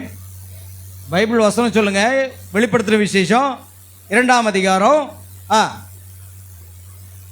வாசிங்க. 2ஆம் 3ஆம் லவோதிக்கேய சபை குறித்து வாசிங்க. நீ எழுத வேண்டியது என்னவெனில், உண்மையும் சத்தியமுள்ள சாட்சியும் தேவனுடைய சிருஷ்டிக்கு ஆதியமா இருக்கிற ஆமேன் என்பவர் சொல்லுகிறதாவது, கிரியைகளை அறிந்திருக்கிறேன், நீ குளிரும் அல்ல அனலும் அல்ல. பாருங்க, ஜனங்கள் குளிராம் இல்ல அனலும் அல்ல. நீ குளிராயாவது அனலாயாவது, நீ குளிராயாவது அனலாயாவது இருந்தா நலமா இருக்கும். இப்படி நீ குளிருமின்றி அனலுமின்றி வெதுவெதுப்பா இருக்கிறபடினால் உன்னை என் வாயினின்று வாந்தி பண்ணி போடுவேன். நீ நிர்பாக்கியம் உள்ளவனும். பாருங்க, நீ எப்படி இருக்கிறாய்? நிர்பாக்கியம் உள்ளவனாய் இருக்கிறாய். பரிதவிக்கப்படத்தக்கவனாய் இருக்கிறாய். தரித்திரனாய் இருக்கிறாய். குருடனும். என்னவங்க? குருடன், பிளைண்ட். யாரு? எங்கள் லவோதிக்கேயா சபையாகி இந்த பெந்தகோஸ்தே சபை முதற்கொண்டு, பெந்தகோஸ்தே சபையினுடைய கண்களே குருடா இருக்குமானால் மற்ற ஸ்தாபனங்களை குறித்து சொல்லவா வேண்டும்? யோசித்து பாருங்க. பெந்தகோஸ்தே சபை பரிசுத்தாவினுடைய எழுப்புதலோடு வந்தது. ஆவியின் வரங்களோடு புதுப்பிக்கக்கூடிய அளவுக்கு உலகத்தை அசைத்தது. தீர்க்கதரிசி பிரணாம் சொல்கிறார், அசுசா வீதி கொண்டாட்டம்னு சொல்றார். அசுசா வீதி.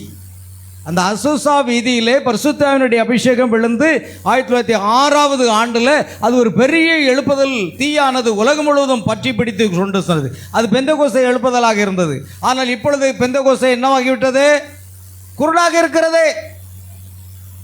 சிம்சோன் ஒரு காலத்தில் ஒரு பரிசுத்தாவினுடைய வல்லமையால் ஒரு எழுப்புதலை கொண்டிருந்தான். ஆனால் கடைசியிலே அவனுடைய கண்கள் என்ன செய்து விட்டது? குருடாக்கப்பட்டது. நீங்கள் ஆவியிலே ஆரம்பம் பண்ணின நீங்கள் இப்பொழுது மாம்சத்தில் முடிவடைய போகிறீர்களா என்று பவுல் ஒரு இடத்துல கேட்கிறார். ஆமென். அல்லேலூயா. இப்போ கவனிங்க, நாம் கரெக்டாக நம்ம பார்க்குறோம்.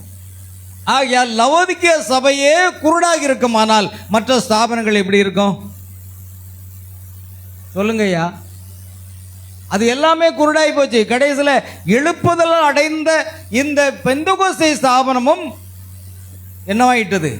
குருடனும் தரித்திரனும் நிர்வாணியமாய் இருக்கிறதா என்று வேதம் சொல்லுகிறது. அல்லேலூயா. அப்போ அதுவும் குருடாகி போச்சு. சரி, பாப்போம். கவனிங்க. ஆகையால் இதை மாத்திரம் அவர்களால் அதை காண முடியவில்லை. பெந்தகோஸ்தினர் கூட இன்னைக்கு புரியாது. ஒரு பெந்தகோஸ்தே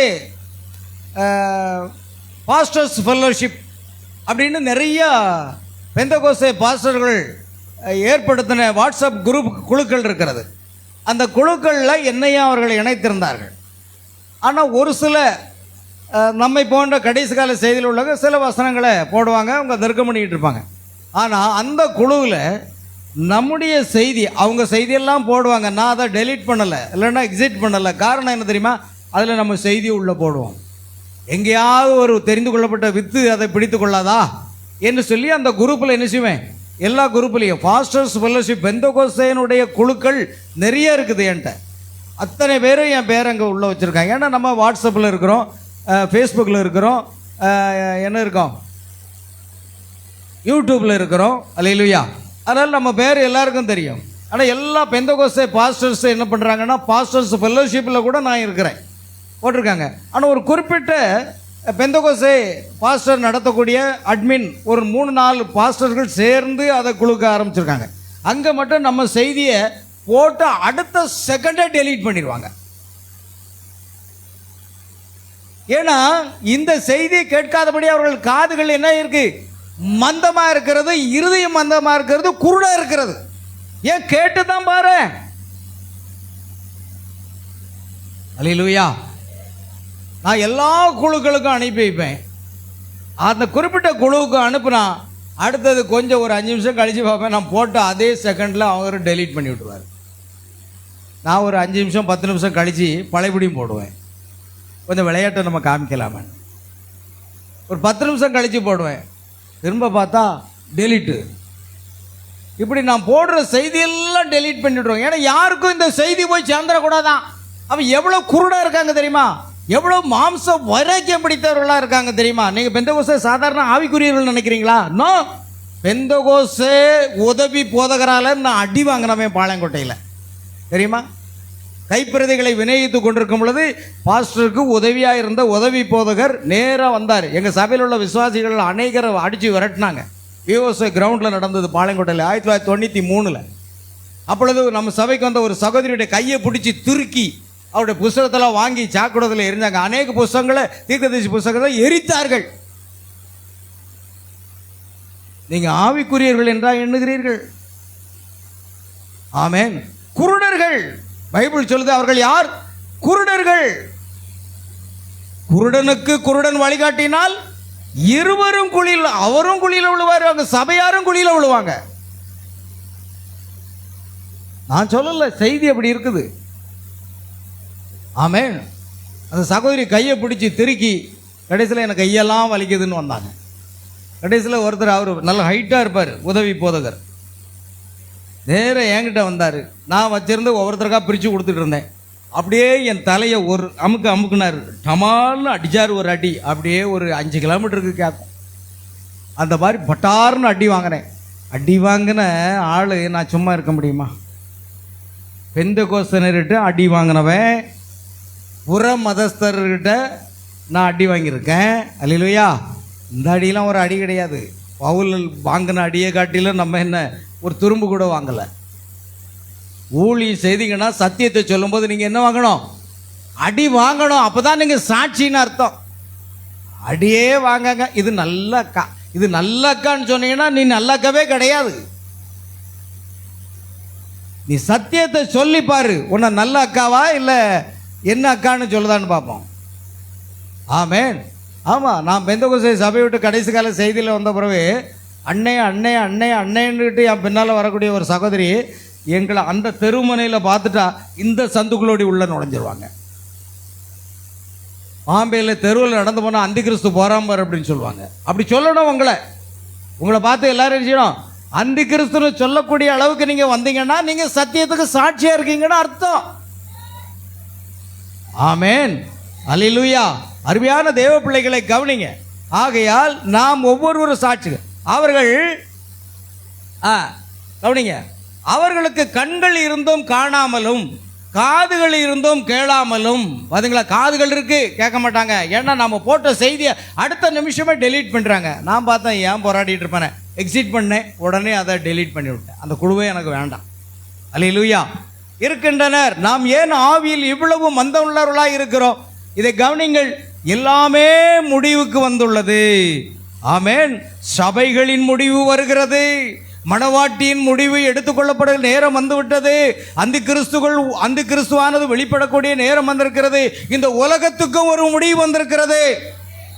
2050ஆம் ஆண்டு வரும் பொழுது அநேகருக்கு என்ன செய்ய மாட்டாங்க, உணவுக்கே வழி இருக்காது என்று கணித்திருக்கிறார்கள். ஆமென், அல்லேலூயா. சாப்பிட்றதுக்கு பணத்தை வச்சு என்ன செய்ய, உணவு இருக்காது, வாங்க முடியாது. ஏன்னா அந்த கிறிஸ்து ஆட்சிக்கு வரும் பொழுது அந்த மிருகத்தின் முத்திரையை தரித்தா மட்டும்தான் நீங்கள் வாங்கவும் விற்கவும் முடியும். நீங்கள் தரிக்கலை அப்படின்னா அதையும் செய்ய முடியாது. அது அவன் வச்சது தான் விலை. ஆமென். இப்பொழுதே விலைவாசி ஏற்றம் போய்கிட்டே இருக்குது. மின்சார கட்டணம் இன்னும் கூட போகுது. எல்லாம் விலைவாசிகளும் ஏற்றம் கண்டு கொண்டே இருக்கிறது. நம்மால் பொருளை வாங்கவே முடியாது. 2050ஆம் ஆண்டு வரும் பொழுது அநேக நாடுகள் இப்பொழுது உணவுக்கு பஞ்சத்தில் இருக்குது. அல்லேலூயா, அல்லேலூயா. கண்களை எல்லாம் திறந்து வையுங்கள். ஆமென். கர்த்தருக்கு ஸ்தோத்திரம். ஆவிக்குரிய சபையும் முடிவுக்கு வந்துள்ளது, அது முடிவுக்கு வந்து கொண்டிருக்கிறது. ஓ தேவனே, அவள் ஆவிக்குரிய பிரகாரமாய் லுத்தரில் துவங்கினதை பின்னோக்கி பாருங்கள். அதன் பிறகு வெஸ்லியின் மூலமாய் அவள் பரிசுத்தமாக்கப்படுதலை அடைந்தாள். பெந்தெகோஸ்தேயர் காலத்தில் பரிசுத்தாவின் அபிஷேகம், இப்பொழுது முடிவு காலத்தில் கிறிஸ்துவின் ஆவி சபையில் இருந்து கொண்டு அவர் செய்த கிரியைகளையே செய்து மறுபடியும் அதன் தலைக்கு சென்று விட்டது. பாருங்க, முடிவு நேரம் வந்து விட்டது பிரியமானவர்களே. அல்லேலூயா. இப்பொழுது கிறிஸ்துவும் சபையும் இணைய ஆயத்தமாகி கர்த்தராக இயேசுவின் வருகையும் மரித்தோரின் உயிர்த்தெழுதலையும் எதிர்நோக்கி கொண்டிருக்கிறது. நாம் முடிவு காலத்தில் இருக்கிறோம். சோதோமின் நாட்களில் நடந்தது போல மனுஷகுமாரன் வரும் நாட்களிலும் நடக்கும் என்று இயேசு கூறினார். ஆமென். மாம்ச பிரகாரமான சபையை பாருங்கள், அவர்கள் தூரம் தூரம் விலகி எங்கேயோ சென்று கொண்டிருக்கின்றனர் என்று. ஆமென். கர்த்தருக்கு ஸ்தோத்திரம். ஆவியில் நிறைந்த சபை அதன் சிறு அர்த்தமற்ற காரியங்களை எல்லாம் உதறி தள்ளிவிட்டு ஆவியில் முன்னேறி பரிசுத்த ஆவி அதன் மூலம் கிரியை செய்யும் நிலை அடைந்து அதன் ஆண்டவராக இயேசுவை ஏற்றுக்கொள்ள ஆயத்தமாக இருப்பதை பாருங்கள். பாருங்கள், அது அனலுள்ள ஒரு சபையா, இந்த கடைசி காலத்தில் அனலுள்ள சபையா, சத்தியத்தை பிரசங்கிக்கிற ஒரு சபை இருக்குன்னா அது கடைசி கால தீர்க்கதரிசியின் செய்தியை விசுவாசிக்கிறவர்கள் மத்தியில் தான் இருக்கணும். 2 நாளைக்கு முன்பாக என் மூத்த சகோதரியினுடைய பிள்ளைகள், பேர பிள்ளைகள் எல்லாரும் 2 காரில் வந்து இறங்கினாங்க. ஒரு ஃபங்க்ஷனுக்கு வந்தவங்க எல்லாரும் பார்த்தாங்க. நான் சந்தோஷப்படுறேன். ஏன் தெரியுமா, என்னுடைய சகோதரியினுடைய குடும்பத்தில் ஒருவர், நம்ம சாமுல்ராஜ் இன்றைக்கி வரலன்னு நினைக்கிறேன், சாமுல்ராஜும் அவரும் ஒன்றாக போலீஸாக அவர்கள் பணியாற்றினார்கள்.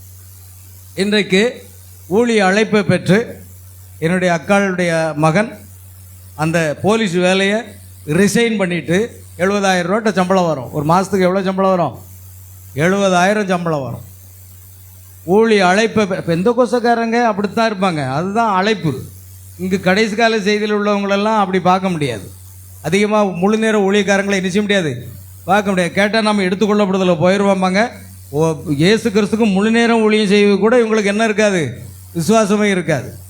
70,000 ரூபா சம்பளம் வாங்கக்கூடிய அவன் என்ன செய்ய, வேலையை ரிசைன் பண்ணிவிட்டு அவர் வந்துட்டார். வந்து இன்றைக்கி ஊழியம் செய்கிற ஒரு சபை நடத்திட்டு இருக்கார் அம்பையில்.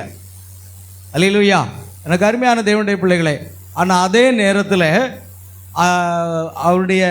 அவனுக்கு மூத்த சகோதரன் ஒருவர் இருக்கிறார். அவர் ஆண்டவராக இயேசு கிறிஸ்துவுடைய நாமத்துக்கு மகிமைக்காக இந்த சுவிசேஷத்தை நான் அவருக்கு சொன்னேன். பெரிய பிஹெச்டி, பெரிய பட்டப்படிப்பு பெற்றவர். பாருங்க, ஆப்பிரிக்காவில் பணியாற்றி கொண்டிருந்தவர் இப்போ சமீபத்தில் சென்னையில் இருக்கார். அவருக்கும் ஆண்டவருடைய வார்த்தையை சொன்னேன். ஆனால் ஏற்றுக்கொள்ள முடியலை, கஷ்டமாக இருக்குது. நான் கடைசியில் ஒரு நாள் அந்த பாவராசா மலையில் போய் முழங்கால் படிட்டு ஜெபிக்க ஆரம்பித்தார். கர்த்தருடைய ஆவியானவர் இறங்கி வந்தார். கர்த்தராக இயேசு கிறிஸ்துடைய நாமத்தில் உள்ள ஞானஸ்நானத்தை குறித்து உன்னுடைய அத்தா சொன்ன வார்த்தை தான் சரி. ஆமென். நீ அதைத்தான் ஞானஸ்நானம் பெற்றுக்கொள்ளணும், அதுதான் உண்மையான ஞானஸ்நானம் என்று ஆவியானவர் வெளிப்படுத்தினார். உடனடியாக மாமா இதுதான் உண்மையான சத்தியம் என்று சொல்லி கர்த்தர் எனக்கு வெளிப்படுத்தினார். அதனால் எனக்கு ஞானஸ்நானம் தாங்கன்னு சொன்னார். எங்கள் அக்கா மகனுக்கு நான் கர்த்தராக இயேசு கிறிஸ்து நாமத்தில் ஞானஸ்நானம் கொடுத்தேன். அல்லேலூயா. எனக்கு அருமையான தேவ பிள்ளைகளே, கவனிங்க. ஆனால் இன்றைக்கு அவர் நிறைய படிச்சிருக்கிறான், ஏகப்பட்டது படிச்சிருக்கிறான். படித்தாலும் கூட அவருக்கு சரியான வேலைகள் அமையலை. ஆனால் சற்று காலம், ஒரு சில ஆண்டுகள் ஆப்பிரிக்காவில் ஒரு பெரிய காலேஜில் ப்ரொஃபஸராக இருந்து நல்ல கை நிறைய சம்பளம் வாங்கிட்டு இருந்தவர் தான். அவருடைய மனைவி MCA முடித்து அவளும் பணியாற்றி கொண்டிருக்கிறார்.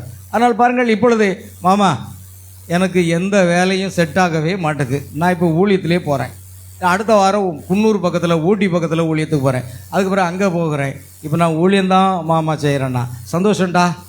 நீங்கள் 2 பேரும் நம்ம குடும்பத்திலேருந்து ஊழியத்துக்கு வந்திருப்பை குறித்து நான் மகிழ்ச்சி அடைகிறேன். 2 பேரும் ஒரு நாள் வாங்க, 2 பேரும் குடும்பமாக வந்து சபையில் என்ன செய்யுங்க, ஒரு நாள் அந்த தேவனுடைய வார்த்தையை பகிர்ந்து கொள்ளுங்க, நீங்கள் வாங்க அப்படின்னு நான் 2 நாளைக்கு முன்னால் வந்துட்டு போனாங்க, நான் பேசினேன். எவ்வளோ சந்தோஷமாக இருக்குது பார்த்தீங்களா. நீ 2 பேரும் ஊழியத்தின் பாதையில் கத்தர் கொண்டு வரார்.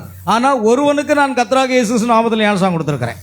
ஆனால் அவர் சொல்லும்போது எனக்கு இந்த பிரங்காம் தான் புரிந்து கொள்ள முடியல அப்படிங்கிறாரு. கத்தர் முன்குறித்திருந்தால் அதை வெளிப்படுத்தி கொடுப்பார், நிச்சயம் தானே. அதற்காக யாரையும் நாம் பகைத்து விடக்கூடாது. ஆனால் சொல்ல வேண்டியது நம்முடைய கடமை, சரிதானா இல்லையாங்க. சுவிசேஷம் சொல்ல வேண்டியது நம்முடைய கடமை, அது எல்லார் மேலும் விழுந்த கடமைன்னு பவுல் சொல்கிறார். அதனால் நான் அதை சொல்லி கொண்டிருக்கிறோம். ஆகையால் ஒரு நாள் 2 பேரும் சேர்ந்து வாங்கன்னு சொல்லியிருக்கிறேன். அருமையானவர்களே, இப்பொழுது என்னுடைய சகோதரியும் கூட அங்கே இருந்தாங்க. எல்லாரும் ஒரு ஃபங்க்ஷனுக்கு வந்தாங்க. என் சகோதரியும் இங்கே வந்திருந்தாங்க வீட்டுக்கு. சகோதரிக்கு கொஞ்சம் கொஞ்சமாக சுவிசேஷம் சொல்லி சொர்ப வழிபாடுகள் எல்லாம் அவங்க விட்டுட்டு இருக்கிற நேரத்தில் அம்மா தான் இன்னும் ஞானஸ்நானம் எடுக்க மாட்டேங்காங்க அப்படின்னு சொல்லிட்டு இருந்தாங்க. ஏண்டா, நான் இப்போதே ஞானஸ்நானம் எடுக்க ஆயத்தமாக இருக்கேன், ஆனால் உங்கள் அப்பாவும் முதல்ல திருப்புங்க என்று என்னுடைய சகோதரி நேற்று சொல்ல ஆரம்பித்தாங்க. அல்லேலூயா. அவர்களும் இந்த குடும்பம் பூரா ரட்சிக்கப்பட்டேன். ஏன்னா நான் ரட்சிக்கப்பட்டேன், என் குடும்பத்தில் நான் மட்டும்தான் ரட்சிக்கப்பட்டேன். அதுக்கு பிறகு என் மாமனார் குடும்பம் அத்தனையும் ஆர்சியிலிருந்து இது செய்திக்குள்ளே இந்த டைரெக்டாக பெந்தகோசையிலிருந்து செய்திக்குள்ளே கொண்டு வரும்படி தேவன் கிருபை செய்தார். இப்படி அநேக குடும்பத்தை ஆண்டவர்களாக கொண்டு வரும்படி ஆண்டவர் பயன்படுத்தினார். அல்லேலூயா. இப்பொழுது என்னுடைய சகோதரியின் குடும்பம் பாருங்கள், முதல்ல ஞானஸ்நானம் கொடுத்தது அவருடைய மூத்த சகோதரனுக்கு. ஆமேன். மூத்த சகோதரனில் 2வது சகோதரனுக்கு. அல்லேலூயா. 2வது மகனுக்கு கர்த்தருடைய கிருபையினால இப்பொழுது கடைசியில் அவர்களும் ஞானஸ்நானத்துக்கு ஆயத்தமாயிட்டாங்க. அதே நேரத்தில் எல்லாரும் குழுவாக வந்து, மாமா நாங்கள் இன்றைக்கி எல்லாரும் அங்கே ஒரு ஃபங்க்ஷனுக்கு வர்றோம், நான் வாங்கடா, நான் எல்லோரும் வாங்கன்னு சொன்னேன். எல்லோரும் வந்தாங்க, ரொம்ப சந்தோஷமாக இருந்து. அல்லேலூயா. ஆமேன். அதே நேரத்தில் என்னுடைய அத்தான் மாத்திரம், என்னப்பா அத்தானை காணல, அங்கே ஜெவமாலை சொல்கிறதுக்கு வேகமாக போயிட்டாங்க அப்படின்னாங்க. அங்கே அவங்க தான் மைக்கை பிடிச்சி என்ன செய்யணுமா, மரிய வாழ்க்கை சொல்லணும், அதுக்காக போயிட்டாங்க.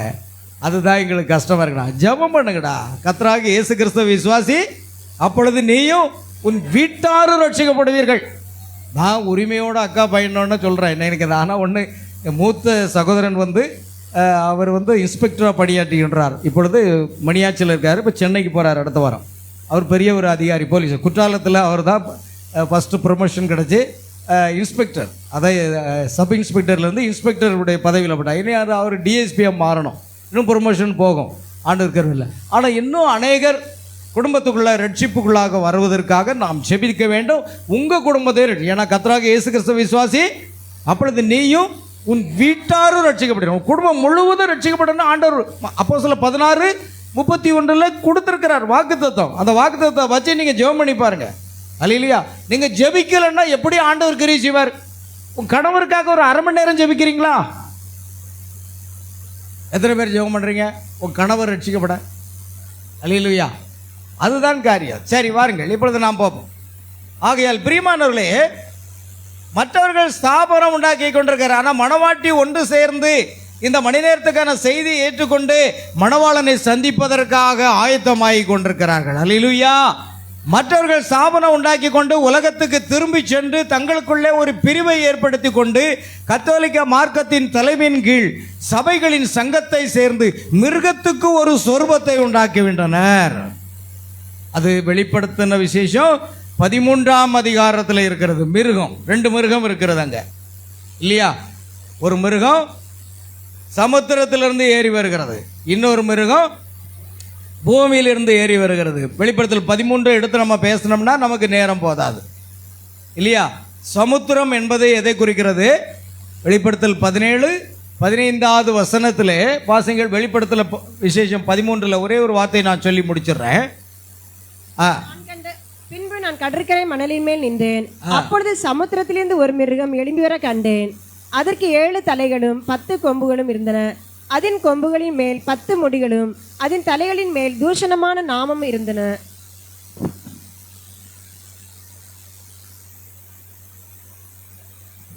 சமுத்திரத்திலிருந்து ஒரு மிருகம் எழும்பி வர கண்டேன். 7 தலைகள் 10 கொம்புகள் இருந்தன. அது கொம்புகளின் 10 முடிகளும் அதன் தலைகள் மேல் தூசணமான நாமம் இருந்தது. இந்த சமுத்திரத்திலிருந்து ஏறி வரக்கூடிய நாமம் அப்படின்னா, சமுத்திரம் என்பது வேதாகமத்தில் வெளிப்படுத்தல் 17:15 வசனம் என்ன சொல்லுகிறது? வாசிக்கலாம். பின்னும் அவன் என்னை நோக்கி, அந்த வேசி உட்கார்ந்திருக்கிற தண்ணீர்களை கண்டாயே, அந்த வேசி உட்கார்ந்திருக்கிற தண்ணீர்களை கண்டாயே, அவைகள் ஜனங்களும் அவள் ஜனங்களும் கூட்டங்களும் ஜாதிகளும் பாஷைக்காரருமாய் இருக்கிறார்கள். இது எந்த ஸ்தாபனத்தை குறிக்கிறது? ரோமன் கத்தோலிக்க ஸ்தாபனத்தை குறிக்கிறது. அதுதான் தண்ணீர். அந்த சமுத்திரத்திலிருந்து வரக்கூடிய ஒரு மிருகம். இன்னொரு மிருகம் எங்கிருந்து வருகிறது? பின்பு வேறொரு மிருகம் பூமியிலிருந்து எழும்ப கண்டேன். அது ஒரு ஆட்டுக்குட்டிக்கு ஒப்பாக 2 கொம்புகளை உடையதா இருந்தது. வலு சர்ப்பத்தை போல பேசினது. அது முந்தின மிருகத்தின் சொல்லுங்க, அப்பதான் கரெக்டா எடுப்பான். பின்பு வேறொரு மிருகம் 13ஆம் அதிகாரம் 11ஆம் வசனம். 11ஆம் வசனம். வேறொரு மிருகம் பூமியிலிருந்து எழும்ப கண்டேன். அது ஒரு ஆட்டுக்குட்டியை ஒப்பாக 2 கொம்புகளை பாருங்கள், 2 கொம்புகளை உடையதா இருந்தது. இதுதான் அமெரிக்கா. ஆமென். இன்றைக்கு அமெரிக்கா நாட்டிலிருந்து தேர்ந்தெடுக்கப்பட்ட ஒரு போப்பு தான் இந்த 14ஆம் லியோ. அவர் இயற்பெயரை மாற்றிக்கொண்டார். அல்லேலூயா. 14ஆம் லியோ என்று அழைக்கப்படுகிறார். பாருங்கள், பூமியிலிருந்து ஏறி வரக்கூடிய மிருகம் என்பது என்ன? முதலாவது, மிருகம் என்றால் என்ன என்று தெரியுமா? வல்லமை என்று அர்த்தம். ரெபெக்காளை ஒரு ஒட்டகமானது அவனுடைய மணவாளனாகிய ஈசாக்கை சந்திக்க அது என்ன செய்தது? சுமந்து சென்றது. அந்த மிருகம் எதை குறிக்கிறது? வல்லமை. பரிசுத்த ஆவியினுடைய வல்லமை நம்ம இமைப்பொழுதிலே மர்வமாக்கி ஆகாயத்தில் கொண்டு செல்ல போகிறது. ஆகையால் மிருகம் எப்பொழுதுமே வல்லமைக்கு அடையாளம், அதிகாரத்துக்கு அடையாளம். ஆகையால் சமுத்திரத்திலிருந்து ஏறி வரக்கூடிய அந்த மிருகம் அது ரோமாபுரியை குறிக்கிறது. இன்னொன்று, பூமியிலிருந்து ஏறி வரக்கூடிய அந்த மிருகமானது 2 கொம்புகள். ஒன்று அரசியல், இன்னொன்று மதம். இந்த 2ம் இணைக்கப்பட்டதாக காணப்படக்கூடிய ஒரு மிருகம் பூமியிலிருந்து ஏறி வருகிறது. இந்த 2ம் முந்தின மிருகத்தின் அதிகாரம் முழுவதையும் அதன் முன்பாக நடப்பித்து 2ம் அந்த அதிகாரத்தை அது கொடுக்கும். கடைசியில் பாருங்க, அமெரிக்கா அங்கே இன்வால்வ் ஆகும், ரோமன் அதுவும் சேர்ந்து போகும். பாருங்க, இந்த போப்பு பதவி இருக்கும் பொழுது டொனால்டு ட்ரம்ப் என்ன செய்தார்? அங்கே போயிருந்தார். புரியுதா? அல்லேலூயா. அதற்கு முன்பாக போப்பு தேர்ந்தெடுக்கப்படுவதற்கு முன்பாக போப்பை போன்ற ஒரு உடை, போப்பை போன்ற ஒரு கிரீடம் எல்லாவற்றையும் வைத்துக்கொண்டு டொனால்டு ட்ரம்ப் அநேகருக்கு காட்சி அளித்தார். எத்தனை பேர் பார்த்தீங்க அந்த போட்டோவை? பார்க்கலையா? கூகுளில் இருந்தீங்கன்னா இப்போ எடுத்து போட்டிருக்கல, நான் எடுக்க மறந்துட்டேன். டொனால்டு ட்ரம்ப் போப்பு எப்படி இருப்பாரோ அதே போன்ற உடைகள். நீங்கள் டக்குன்னு கூகுளில் போட்டு பார்த்தீங்கன்னா உடனேலாம். நான் அதை எடுத்து வைக்க பண்ணேன். பாருங்கள், போப்பு போன்ற, நீங்கள் பார்த்தீங்களா சகோதரி? போப்பை போன்ற உடைகளும் கிரீடமும் வைத்துக்கொண்டு அவர் ஒரு போப்பை போன்ற காட்சி அளித்தார். பாருங்கள், சற்று பிந்தி வரும் பொழுது அமெரிக்காவிலிருந்து ஒரு போப்பு தேர்ந்தெடுக்கப்படுகிறார். எல்லாமே தேவன் அனாதி தீர்மானத்தின்படியே நடக்கிறது. ஆக போப்புக்கும் இதற்கும் என்ன இருக்கிறது? ஒரு சம்மதம் இருக்கிறது. கவனிங்க. இப்போ போவோம் சீக்கிரமா, நம்ம டைம் முடிய போகுது. இன்னும் ஒரு 10 நிமிஷம், 15 நிமிஷம் தான் இருக்குது. கத்தோலிக்க மார்க்கத்தின் தலைமையின் சபையின் சங்கத்தை தேர்ந்து மிருகத்துக்கு ஒரு சொரூபத்தை உண்டாக்கிவிட்டனர். ஒரு சொரூபம், அப்படி ஏதோ ஒன்று. சபைகளின் சங்கமும் கத்தோலிக்க மார்க்கமும் ஒன்றாக இணைந்து ஒன்றாக செயல்படுகின்றன. மிருகத்தினோட அதன் சொரூபத்தோட யுத்தம் பண்ணத்தக்கவன் யார்? நிச்சயமாக முடியாது. அதன் பேரில் நாம் மணிக்கணக்காக பேசிக்கொண்டே இருக்க முடியும். 10 கனிகளும் 144,000 யூதர்களும் என்ற செய்தியிலே பாருங்கள், இங்கே என்ன சம்பவிக்கிறது என்பதை கவனிங்கள்.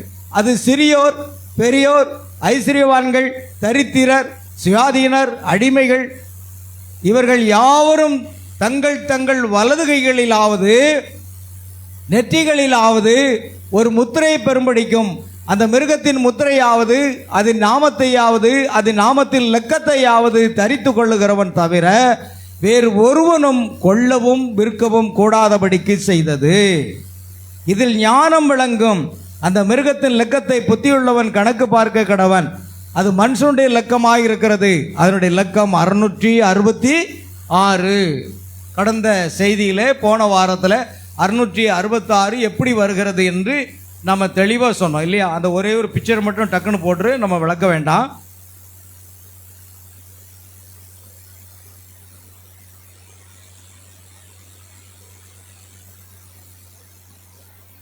பாருங்க, 666ங்கிற எண்ணிக்கை எப்படி வருதுன்னு நம்ம பார்த்தோம். சூம் பண்ணு. விகாரியஸ் ஃபிலி டை, விகாரியஸ் ஃபிலி டை கீழே இறக்கிறா. விகாரியஸ் ஃபிலி டை இதனுடைய அர்த்தம் வி என்றால் 5, ஐ என்றால் 1, இதெல்லாம் கூட்டி 112, 53, 501 எல்லாம் சேர்ந்து என்ன வருகிறது? 666. அது போன வார செய்தியில் நம்ம தெளிவாக பேசியிருக்கிறோம் இல்லையா? சரி, ஆகையால் 666 என்ற இலக்கம் அங்கு இருக்கிறதை நாம் பார்க்கிறோம். இது யார் என்று நாம் அறிவோம். அதுதான் ரோம சபையின் பரம்பரை குருக்களாட்சியின் போப்பாகும். வெளிப்படுத்தல் 13, 16 முதல் 18 வசனங்கள். நான் அங்கே போயிருந்த பொழுது நானே அவருடைய ஸ்தலத்தில் அவருடைய சிம்மாசனத்தை அது இருக்கிற வண்ணமாக கண்டேன். இங்கே கத்தோலிக்க காலத்தின் துவக்கத்தில் 3ஆம் போனிபேசை முதல் போப்பாக அவர்கள் ஏற்படுத்தி அமர வைத்த போது இருந்தபடியே அந்த சிம்மாசனம் அங்கே உள்ளது. பார்த்தீங்களா? அங்கே ஒரு சிம்மாசனம் இருக்கிறது. முதலாவது போப்பு யாரு பிரகடனப்படுத்தினது? 3வது போனிபேஸ் என்பவரை தான் அவர்கள் நிறுவனாங்க. அதான் அவர்கள் சொல்றது என்ன? முதலாவது போப்பு யாராம்? பேதுரு என்று சொல்வது தவறானது. பேதுரு கிடையாது. அல்லேலூயா. கவனிங்க, அங்கு என்ன இருக்கு? விகாரியஸ் ஃபிலி டை என்ற வார்த்தை எழுதப்பட்டிருந்தது. அதன் அர்த்தம் என்னவெனில் தேவனுடைய பதிலாள் என்று அர்த்தம். தேவனுடைய குமாரன் அல்லது தேவனுடைய பதினாள் என்று அர்த்தம். சரி, அடுத்தது தேவகுமாரனுக்கு பதிலி, அதாவது தேவகுமாரனை போல உள்ளவர் பூமியில் அவருக்கு பதிலாக அமர்ந்திருக்கிறார் என்று அர்த்தம் கொள்ளும்படி பெயராகும். வேதாமத்தை கூட மாற்ற சர்வ வல்லமுள்ளை படைத்தவர். இந்த வேதாமத்தை என்ன செய்யலாமா? அவர் மாற்றினது தான். அவர் சொன்னார், இனி கத்தோலிக்க ஸ்தாபனத்தார் எல்லாரும் மரியை வாழ்க கண்டிப்பாக சொல்லணும் அப்படின்னு சொன்னார். எல்லாரும் சொல்ல ஆரம்பிச்சிட்டாங்க. இப்பொழுது இயேசுவை பற்றியே பிரசங்கிக்கக்கூடிய குருவானவர் இயேசுவை பற்றியே பிரசங்கித்துக் கொண்டிருப்பார். முடிக்கும் பொழுது கடைசியில் மரியே வாழ்க அப்படிங்கிற வார்த்தையை அந்த குருவானவர் சொல்லணும், கண்டிப்பாக சொல்லணும். அவருக்கு பிடிக்கலையோ அவர் சொல்லணும். ஜனங்கள் எல்லாரும் சேர்ந்து என்ன செய்யணும்? மரியே வாழ்க சொல்லணும். கடைசியில் அவர்கள் சொல்வார்கள். அதை கொண்டு வந்தது போப்பு தாங்க. போப்பு தான் அதான் மரியே வாழ்க என்று பிரகடனப்படுத்தினாராம். போப்பு பிழையற்றவர். அவர் என்ன சொன்னாலும் அதுதான் கத்தோலிக்க திருச்சபையினுடைய சட்டமாக கருதப்பட்டது. ஆகையால் பாருங்கள், அவர் சர்வ வல்லமை, வேதாமத்தை கூட மாற்ற சர்வ வல்லமை படைத்தவர். விரும்பும் எதையும் மாற்றிவிட அதிகாரம் படைத்தவர். எனவே மரியே வாழ்க என்று கூறும்படி கூறினார். போப்பு என்ன சொன்னார்? நமக்கு மரியே வாழ்க என்று ஏற்படுத்திக் கொள்வோம் என்றார். அத்துடன் அது முடிவு பெறுகிறது. ஏன் இதுக்குன்னு யாரும் கேட்க மாட்டாங்க. புரிகிறதா? நாம் என்னென்னதை செய்வோம் என்று போப்பு சொன்னால் அதுதான் அதிகாரபூர்வமானது என்கிறார்கள். போப்பு ஒரு வார்த்தை சொல்லிட்டா போதும். நான் ஏற்கனவே சொல்லியிருக்கேன், 6 பேர் கொண்ட கத்தோலிக்க நற்செய்தி குழுவிடத்தில் நான் ஏற்கனவே வார்த்தை பேசியிருக்கிறேன். சத்தியத்தை குறித்து பேசும் பொழுது, பைபிளை குறித்து பேசும் பொழுது அவர்களும் எனக்கு பதில் கொடுத்தார்கள். ஆனால் நான் கேட்ட கேள்விக்கு அவர்களால் பதில் கொடுக்க முடியல. கடைசியில் சொன்னார்கள், எங்களுக்கு பைபிள் முக்கியம் அல்ல, எங்களுக்கு எங்கள் போப்பு சொல்கிறது தான் முக்கியம் என்று அவர்கள் அதை விட்டு எழுந்து சென்று விட்டார்கள். பாருங்கள். ஆமென். நிச்சயமாக பிரியமானவர்களே, அவர்கள் இந்த வேதாகமத்தை நம்ப மாட்டார்கள். வேதாகமத்தை நீங்கள் விசுவாசிப்பீர்களானால் நீங்கள் எப்படி ஜெபமாலை சொல்லுவீர்கள்? ஆமென். வேதாகமத்தை விசுவாசிக்கிற ஒருவன் ஜெபமாலை சொல்ல மாட்டான், மரியே வாழ்க சொல்ல மாட்டான். புரிகிறதா? ஏனென்றால் பைபிள் அது இல்லை. மரியே வாழ்க என்று தூதன் வாழ்த்தினானே தவிர நாம் அதை சொல்ல வேண்டும் என்றால் அப்போஸ்தலர்கள் அதை நமக்கு சொல்லிக் கொடுத்திருப்பார்களே. முதலாவது சபையினுடைய ஜனங்கள் அப்போஸ்தலருடைய உபதேசத்திலும் அந்நியத்திலும் ஜெபமணியிலும் தரித்திருந்தார்கள். அப்படியானால் அப்போஸ்தலருடைய உபதேசத்தில் இன்றைக்கு நாம் இருக்கிறோம் அப்படின்னா அங்கு மரியே வாழ்க நமக்கு சொல்லிக் கொடுக்கப்படவில்லை. அங்கு ஜெபமாலை சொல்ல வேண்டும் என்று சொல்லிக் கொடுக்கப்படவில்லை. இதெல்லாம் கத்தோலிக்க ஸ்தாபனத்தின் போதகம், வேதாகமம் அல்ல. ஆகையால் கத்தோலிக்கர்கள் வேதாகமத்தை விசுவாசிக்க மாட்டார்கள். அல்லேலூயா. கவனிங்க, புரிஞ்சுதா? தேவனுடைய குமாரனுக்கு பதிலாக அவருடைய ஸ்தானத்தை வகிக்கிறவர். சமீபத்தில் அவர்கள் ஒரு புதிய கொள்கையை வெளியிட்டார்கள். அதாவது மரியாள் அடக்கம் பண்ணப்படவில்லை, அவள் உயிர்த்தெழுந்தார் என்று போப்பு கூறினாராம். பாருங்க, அடுத்த காரியம், மரியாள் அடக்கமே பண்ணலையாம், அவள் அடக்கம் பண்ணுவதற்கு முன்பாக உயிர்த்தெழுந்து விட்டாள் என்று. மரியாளுடைய கல்லறை இன்னும் இருக்கத்தான் செய்கிறது, ஆனால் போப்பு சொல்லிவிட்டார். ஆமேன். அவளை எங்கே அடக்கம் செய்தார்களோ அவ்விடத்தை அடையாளம் பண்ணி வைத்திருக்கிறார்கள். ஆனால் போப்பு சொல்லிவிட்டதால் அது உண்மை என்று கத்தோலிக்க ஜனங்கள் நம்பினார்களாம். ஆமேன், அல்லேலூயா. ஏனெனில் போப்பு பிழையற்றவராக இருக்கிறார், அவர் தேவனுடைய குமாரனுக்கு பதிலாக உள்ளார், அவர் சொல்வது சரிதான் என்று கத்தோலிக்கர்கள் நம்புகிறார்கள். எவராவது இந்த மிருகமானது யாரை குறிக்கிறது, இந்த வல்லமை எங்கிருந்து வருகிறது என்பதை அறிய விரும்பினால் வேதம் கூறுகிறது, ஞானமுள்ளவன் எண்களை கணக்கு பார்க்க கடவன் என்று. பரிசுத்த ஆவியின் வரங்களில் ஒன்று ஞானம். ஞானம் உள்ளவன் மனுஷனுடைய இலக்கத்தை கணக்கு பார்க்க கடவன் என்று கூறப்பட்டுள்ளது. மிருகமானவனின் இலக்கமானது 666 ஆகும். நீங்கள் அந்த பெயரை எடுத்துக்கொண்டு அதை அகர வரிசையில் ஒவ்வொரு எழுத்தாக எடுத்து இதெல்லாம் நான் போன வாரம் பொருத்தி பார்த்துட்டோம். அல்லேலூயா. பாருங்கள் பிரியமானவர்களே, ஒரு முறை என்னுடைய மூத்த சகோதரன், என்னுடைய சகோதரனுடைய மனைவி, என்னுடைய அண்ணி அவர்கள் சொன்னார்கள், மரியாள் ஊன் உடலோடு பரலோகத்துக்கு எடுத்துக்கொள்ளப்பட்டாள் அப்படின்னு சொல்லி யார்கிட்ட சொன்னாங்க. நானும் கத்தோலிக்கர்களும் அப்படி ஒரு காரியத்தை கேள்விப்படலை. அவங்க எதை விசுவாசிக்க, போப்பு சொல்லிட்டாராம், மரியாள் என்ன செய்யலையா, அடக்கம் பண்ணப்படாமலேயே உயிர்த்தெழுந்து அப்படியே பரலோகத்துக்கு போயாச்சுன்னு சொல்கிறாங்க. ஆனால் பைபிள் சொல்லுது, 1 கொரிந்தியர் 12:50 மாம்சமும் இரத்தமும் தேவனுடைய ராஜ்யத்தை சுதந்தரிப்பதில்லை. அவங்க பைபிளை விசுவாசிக்கிறது இல்லையே. ஏன்னா போப்பு சொல்லிட்டார், மரியாள் அப்படியே பரலோகத்துக்கு போயிட்டாங்க, அதே உடலோடு போயிட்டாங்க அப்படின்னு போப்பு சொன்னது ஜனங்கள் அப்படியே நம்புகிறார்கள். கத்தோலிக்க ஜனங்கள்ட்ட கேட்டு பாருங்க, மரியாள் சாகலை, இன்னைக்கு உயிரோடு இருக்காங்க, அதனால தான் மரியாளை எங்களுக்காக வேண்டிக் கொள்ளும் என்று நாங்கள் ஜெபம் செய்து கொண்டிருக்கோம். மரியாள் சாகலை, உயிரோடு பரலோகத்துக்கு எடுத்துக்கொள்ளப்பட்டால் என்பதுதான் அவருடைய போதகம். அல்லேலூயா. எனக்கு அருமையானவர்களே, முற்றிலுமாக அது கிறிஸ்தவ சபையே அல்ல, முழுக்க முழுக்க ஒரு அஞ்ஞான மார்க்கம். ஆமேன். என் ஜனங்களே, அவளுக்கு நேரிடுகிற வாதைகளில் அகப்படாமலே இருக்கும்படி என்ன செய்யுங்க, அவளை விட்டு வெளியே வாருங்கள் என்று வெளிப்படுத்தல் 18:4 சொல்லுது. உங்கள் நண்பர்கள், அன்பர்கள், சொந்த பந்தம் ஏதாவது கத்தோலிக்கத்துக்குள்ள இருந்தா முதல்ல வெளியே கொண்டு வாங்க. ஏன்னா ஒரு நாள் வரப்போது அது சுட்டரிக்கப்பட போகிறது. ஆமேன். தேவன் அந்த ஸ்தாபனத்தை சுட்டரித்து விடுவார். ஆகையால் வசனத்துக்குள்ளாக, சத்தியத்துக்குள்ளாக கொண்டு வர வேண்டியது நம்முடைய கடமை. ஆமேன். ஆகையால் பிரியமானவர்களே, நாம் அந்த மிருகத்திற்கு ஒரு சொர்பத்தை உண்டாக்குவோம் என்பார்கள். இந்த தேசத்தில் அவர்கள் ஒரு சொர்பத்தை உண்டாக்கினார்கள். அதுதான் ஸ்தாபனங்களின் ஒருமித்து கூட்டு சேர்ந்த சபையின் சமஷ்டியாகும். நிக்கோலாய் மதஸ்தரினர் ஒன்று சேர்ந்து தங்களை ஸ்தாபனமாக ஆக்கி கொண்டு விட்டார்கள். இறுதியாக அவர்கள் இந்த சகோதரத்துவ ஐக்கியத்தை இணைத்து கத்தோலிக்கராக ஆகாமல், ஆனால் ஒரு ஐக்கியத்தில் இணைந்து கம்யூனிஸ்டத்தை ஒழித்து கட்ட முயல்வார்கள். வேதம் கூறுகிறபடி தேவனுடைய ஜனங்களுக்கு அவர்கள் இழைத்த கொடுமைகளுக்காக அவர்களை பழிவாங்கவே கம்யூனிஸ்டத்தை தேவன் எழுப்பினார். பாருங்கள், கம்யூனிஸ்டம் நமக்கு எதிரி இல்லை. கம்யூனிஸ்டத்தை தேவன் இன்னும் அவருடைய கரத்தில் வைத்திருக்கிற ஒரு ஆயுதமாக வைத்திருக்கிறார். ஏன் தெரியுமா? இவர்கள் அத்தனை பேரோ பூமியில் உள்ள ஜனங்களை என்ன செய்தாங்க, கெடுத்து பாழாக்குறதுனால இவர்களை பழிவாங்குவதற்காக தேவன் கம்யூனிஸ்டத்தை வச்சிருக்கிறாராம். ஆக கடைசி யுத்தம் வரும்பொழுது கம்யூனிஸ்டம் எல்லாம் ஒன்று சேர்ந்து விடும். ஆமேன். கிழக்கத்திய நாடுகள், மேற்கத்திய நாடுகள் ஒன்றாக இணைந்து யுத்தத்தில் அது செல்லும் என்று வேதம் நமக்கு சொல்லுகிறது. தேவன் இவர்களுக்கு பழி வாங்குவதற்காக கம்யூனிஸ்டத்தை தேவன் எழுப்பினார். அது மிகவும் சரியாக இருக்கிறது. அவர்கள் சிந்திய இரத்தத்தின் நிமித்தம் பழி வாங்க அவர்களுக்கு 1 மணி நேரமும் அந்த மிருகத்துக்கு அதிகாரம் அளித்தனர். பார்த்தீங்களா?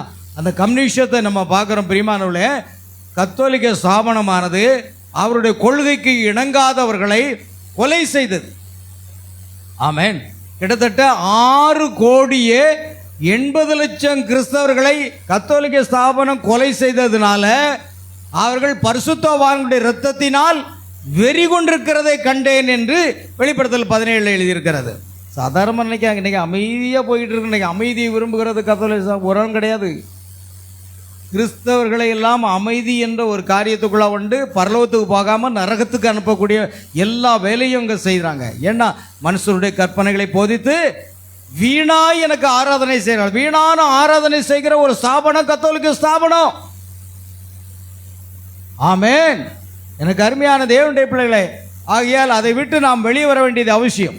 ஆகையால் அவர்கள் சிந்தின அந்த இரத்தம் அந்த வாட்டிகன் நகரை அணுகுண்டோ அல்லது மற்ற எதுவுமோ தாக்குகையில் ரோம குருக்களாட்சி இனி இல்லாமற் போய்விடும். உலகில் கொல்லப்பட்ட ஒவ்வொரு இரத்த சாட்சியின் இரத்தமும் அவளில் காணப்பட்டது என்று வேதம் கூறுகிறது. அவள் அங்கே இருக்கிறாள், இங்கே அதற்குரிய சொரூபம் உள்ளது. அதுவே சபைகளின் மகா சம்மேளனமாகும். கதவுகளை நாம் அடைத்து விடுவதற்கான வேலையானது அதிக தூரத்தில் இல்லை. அல்லது ஸ்தாபனத்தின் அடையாளத்தை எடுத்துக்கொள்ள வேண்டியதாகிவிடும். நாம் வாசல்களை அடைத்து விடுவோம், அது சரிதான். அதைவிட நாம் நன்கு அறிவோம் இடையும் நேரம் அடையாளம். இதோட முடியுதா? எவ்வளோ இருக்கணும்?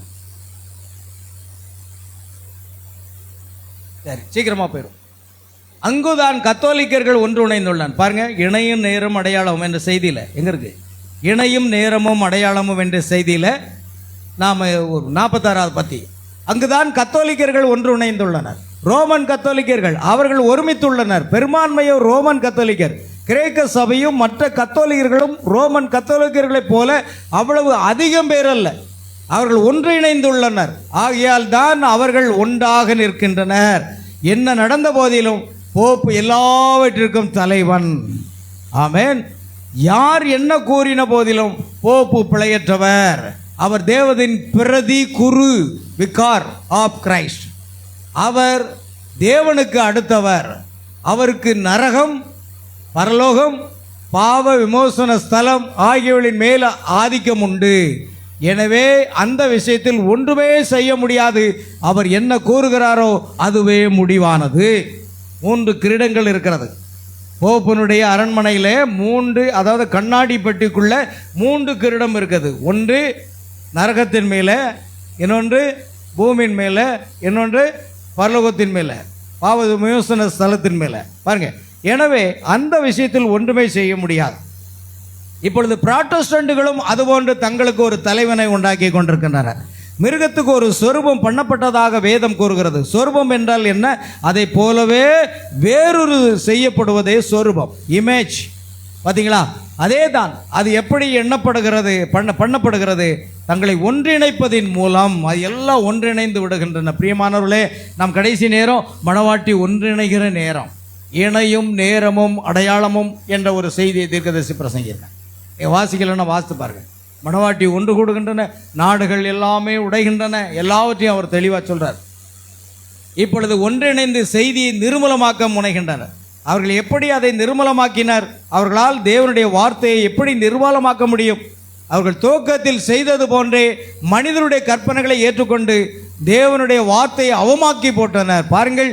ஆமென். இந்த நாத்திக பெண் என்ன செய்ய மாட்டாள் என்று பார்த்தீங்களா? சரி, போதும், அப்படியே மேலே போட்டு வச்சுங்க. ஆகாயத்தில் எடுத்துக்கொள்ளப்படுதல் என்ற செய்தியில் கடைசியில் பாருங்கள், அது எவ்விதமாக இருளடைந்தது என்பதை பாருங்கள். போப் அண்மையில் பாலஸ்தீனா நாட்டிற்கு சென்றிருந்தார். அவர் பணயம் செய்யும் முன்பு வெளிப்படுத்தின விசேஷம் 2-3 அதிகாரங்களில் உரைக்கப்பட்டுள்ள சபைகள் அந்தந்த காலங்களில் எவ்வாறு இருந்தன என்பதை கர்த்தர் ஒரு வரைபடம் வரைந்தேன். கர்த்தர் எங்க இருக்கு? ஒரு நாள் கர்த்தர் ஒரு நாள் வேகமாக எடுத்துட்டான்னு நினைக்கிறேன் என்பதை கர்த்தர் ஒரு நாள் கூடாரத்தில் நடந்த ஆராதனை ஒன்றில் நமக்கு வெளிப்படுத்தி கொடுத்தார். நான் அன்று கரும்பலையில் 7 சபை காலங்களை குறித்து ஒரு வரைபடம் வரைந்தேன்.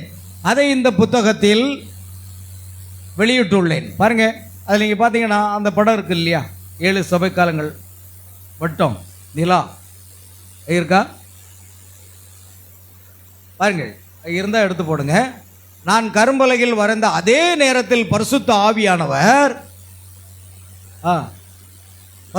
ஆவியானவர் அக்கினி ஸ்தம்பமாக இறங்கி வந்து அக்கட்டிடத்தின் பின்பாகத்தில் அவரே அதை சுவரில் வரைந்து காண்பித்தார். ஏறக்குறைய 300 அல்லது 400 பேர் அதை பார்த்து கொண்டிருந்தார்கள்.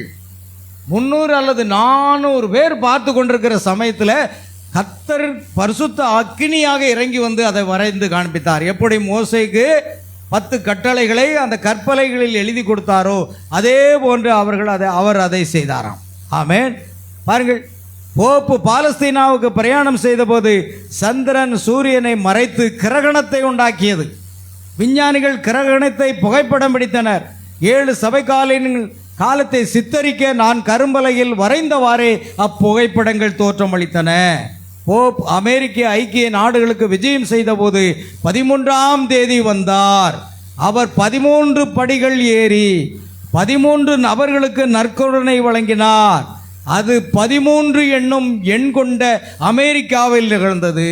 பார்த்தீங்களா, இது எவ்வளோ முக்கியமாக நடக்கு பாருங்க. சரித்திரத்தை கவனிங்க. நான் திரும்ப அந்த ஒன்றை நாம் காட்டுகிறேன். பாருங்கள் பெரிய போப் ஐக்கிய நாடுகளுக்கு விஜயம் செய்யும்போது 13ஆம் தேதி அவர் அங்கு சென்றாராம். அவர் 13 படிகள் ஏறி 13 நபர்களுக்கு நற்கருணை வழங்கினார். அது 13 என்னும் எண் கொண்ட அமெரிக்காவில் இழந்தது. ஏன்னா அமெரிக்காவில் கொடி எத்தனை கோடு இருக்கு? 13 கோடுகள், 13 நட்சத்திரங்களை கொண்ட அமெரிக்க கொடியானது. ஆகையால் அது அங்கு காணப்படுகிறது. அமெரிக்காவில் நிகழ்ந்தது. அது மாத்திரமல்ல, எங்கும் இருள்மயமாகின்றது. அப்படியானால் நாம் எங்கு வந்திருக்கிறோம்? நாம் முடிவு காலத்தில் இருக்கிறோம். பாருங்கள், அது வெளிப்படுத்தின விசேஷம் 13ஆம் அதிகாரத்தில் எழுதியிருக்கிறது. ஆமென். எல்லாவற்றையும் தேவன் நேர்த்தியாக செய்திருக்கிறார். பிரியமானவர்களே, இக்காலத்தில் பரியாசக்காரர் நம்முடைய பிதாக்கள் நித்திரையடைந்த காலத்தில் இருந்ததை காட்டிலும் எவ்வித மாற்றமும் காணப்படவில்லையே என்கின்றனர். ஆனால் இவையாவும் சம்பவிப்பதை நீங்கள் காணும் பொழுது உங்கள் தலைகளை உயர்த்தி, ஆமென், வேத வசனங்கள், தீர்க்க தரிசனங்கள் எல்லாம் நிறைவேறிக்கிட்டு வருகிறது. அப்படியே நிறைவேறுகிறது. அல்லேலூயா. நீங்கள் ஆயத்தமாகுங்கள். எந்த நேரத்தில் எது வேண்டுமானாலும் நிகழலாம். கிறிஸ்து தம் மணவாட்டிக்காக வரப்போகிறார். அல்லேலூயா. நாம் ஆயத்தமாவோம். நாம் யாவரும் எழுந்து நிற்போம். பிரியமானவர்களே, கடைசியாக ஒரு பாடலை பாடி நாம் ஜெபித்து இன்றைய ஆராதனை நிறைவு செய்வோமாக. Price lord Jesus. நன்றியப்பா, கோடான கோடி ஸ்தோத்திரங்கள். எல்லாரும் ஜெபிப்போம். இந்த நாளை தேவன் நம்ம கிருபையாக ஆசீர்வதித்து கொடுத்திருக்கிறார். ஆமென், ஆமென், அல்லேலூயா. Praise Lord.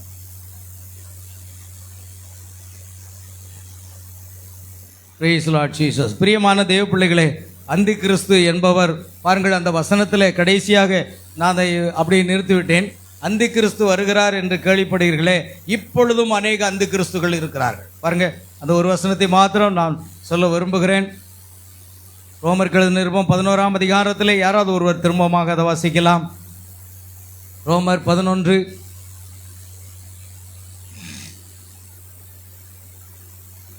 மன்னிக்கும், 1 யோவான் 2ஆம் அதிகாரம். பிள்ளைகளே, இது கடைசி காலமாய் இருக்கிறது. அந்தி கிறிஸ்து வருகிறார் என்று நீங்கள் கேள்விப்பட்டபடி இப்பொழுதும் அநேக அந்தி கிறிஸ்துகள் இருக்கிறார்கள். அதனாலே இது கடைசி காலம் என்று அறிந்திருக்கிறோம். ஆமென். அந்தி கிறிஸ்து வருகிறார் அல்ல பிரியமானவர்களே, அப்போஸ்தலருடைய காலத்திலே அந்தி கிறிஸ்துகள் இருக்கிறாங்க. அப்போஸ்தலருடைய காலத்திலே அந்தி கிறிஸ்துகள். ஏன்னா அந்தி கிறிஸ்து யாரு? வேதத்தை புரட்டுகிறவர்கள். வேறொரு சுவிசேஷம் இல்லை. ஆனால் வேறொரு சுவிசேஷத்துக்கு நேராக அந்தி கிறிஸ்துகள் என்ன செய்தாங்க? இந்த ஜனங்களை புரட்டி போட்டு திருத்துவத்தை நுழைத்தார்கள். பிதாகுமாரன் பரிசுத்தாவின் பட்டப்பெயரை நினைத்தார்கள். இதெல்லாம் செய்தது யாரு தெரியுமா? அந்தி கிறிஸ்துகளே. அந்தி கிறிஸ்துகள் என்றால் ஆன்டி கிரைஸ்ட், கிறிஸ்துக்கு விரோதமானவன். ஆகையால் இப்பொழுதே அநேக அந்தி கிறிஸ்துகள் இருக்கிறார். அப்போஸ்தலருடைய காலத்திலே அந்தி கிறிஸ்துகள் வந்துட்டாங்க. அப்போஸ்தலருடைய காலத்திலே அந்தி கிறிஸ்துகள் வந்து வார்த்தையை புரட்டி போட்டாங்க. அல்லேலூயா. ஒரே ஒரு காரியத்தை விரும்புகிறேன் பிரியமானவர்களே. பாருங்கள், இயேசு இந்த உலகத்துக்கு வந்தார்.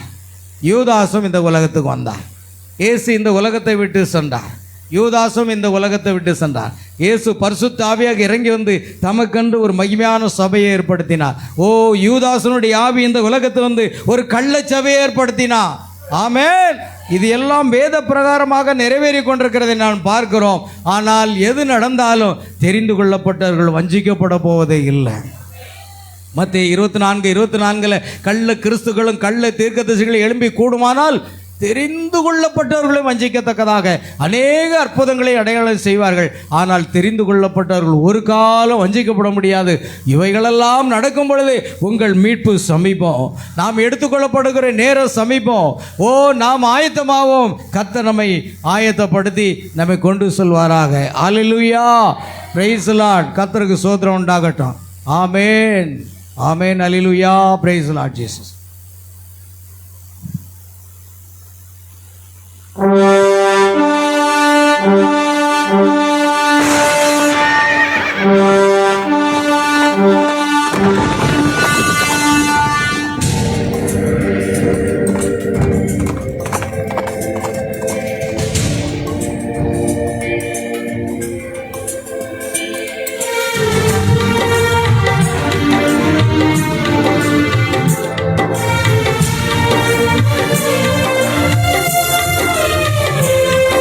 கரங்களை தட்டி பாடுவோம்.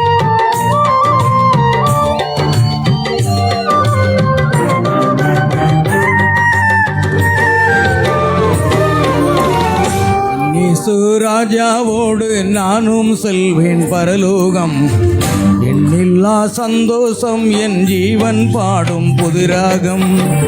ஆனந்தம் ஆனந்தம் அல்லேலூயா ஆனந்தம், அல்பாவோ மேகாவுக்கு எல்லை இல்லா பேரின்பம். இயேசு ராஜாவோடு நானும் செல்வேன் பரலோகம், எண்ணில்லா சந்தோஷம் என் ஜீவன் பாடும் புதுராகம். ஆனந்தம் ஆனந்தம் அல்லேலூயா ஆனந்தம், அல்பாவோ மேகாவுக்கு எல்லை இல்லா பேரின்பம்.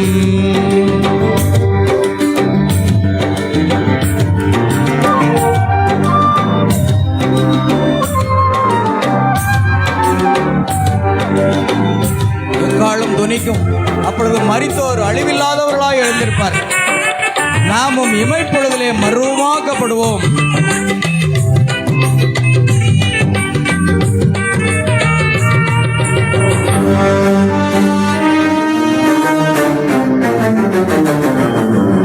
எக்கால துணியோடு மேகத்தில் வந்திடுவார், இமைப்பொழுதில் என்னை அவர் மறுரூபமாக்கிடுவார்.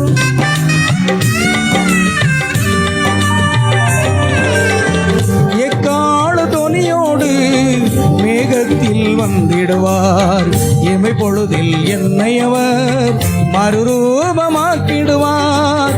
என்று நீயும் ஆயத்தமா இயேசுவோடு சேர்ந்திடவே, இயேசுவோடு சேர்ந்திடவே. என் இயேசு ராஜாவோடு நானும் செல்வேன் பரலோகம், எண்ணில்லா சந்தோஷம் என் ஜீவன் பாடும் புதுராகம்.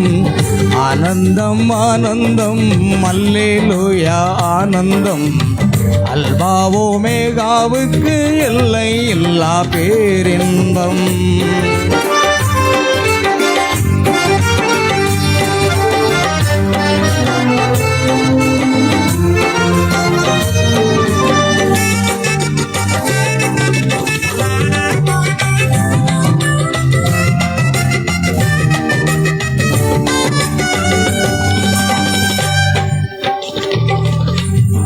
பாவங்கள் கழுவியவர் பண்போடு மீட்டெடுத்தார், பரிசுத்தமாய் வாழ்ந்திடவே நல்ல பங்கை எனக்கு இருந்தார்.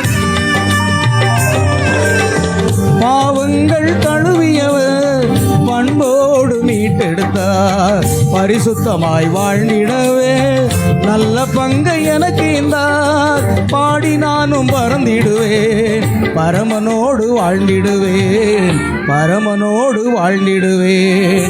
என் இயேசு ராஜாவோடு நானும் செல்வேன் பரலோகம், எண்ணில்லா சந்தோஷம் என் ஜீவன் பாடும் புதுராகம். ஆனந்தம் ஆனந்தம் அல்லேலூயா ஆனந்தம், அல்பாவோ மேகாவுக்கு எல்லை இல்லா பேரின்பம்.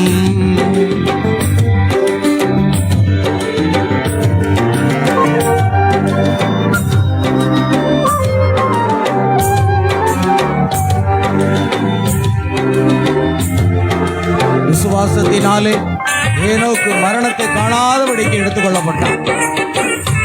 தேவன் அவனை எடுத்துக்கொண்டபடியினாலே அவன் காணப்படாமல் போனான்.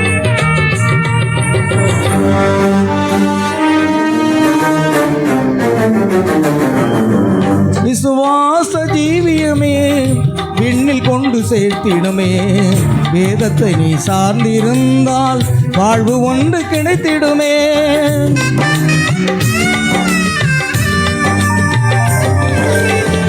விசுவாச ஜீவியமே விண்ணில் கொண்டு சேர்த்திடுமே.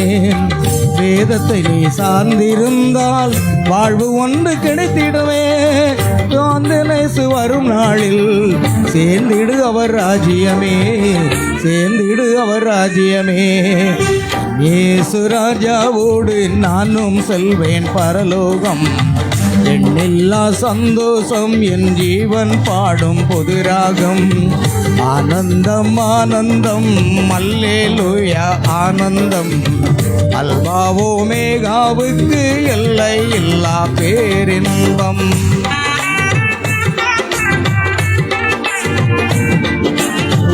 ஆனந்தம் ஆனந்தம் அல்லேலூயா ஆனந்தம்.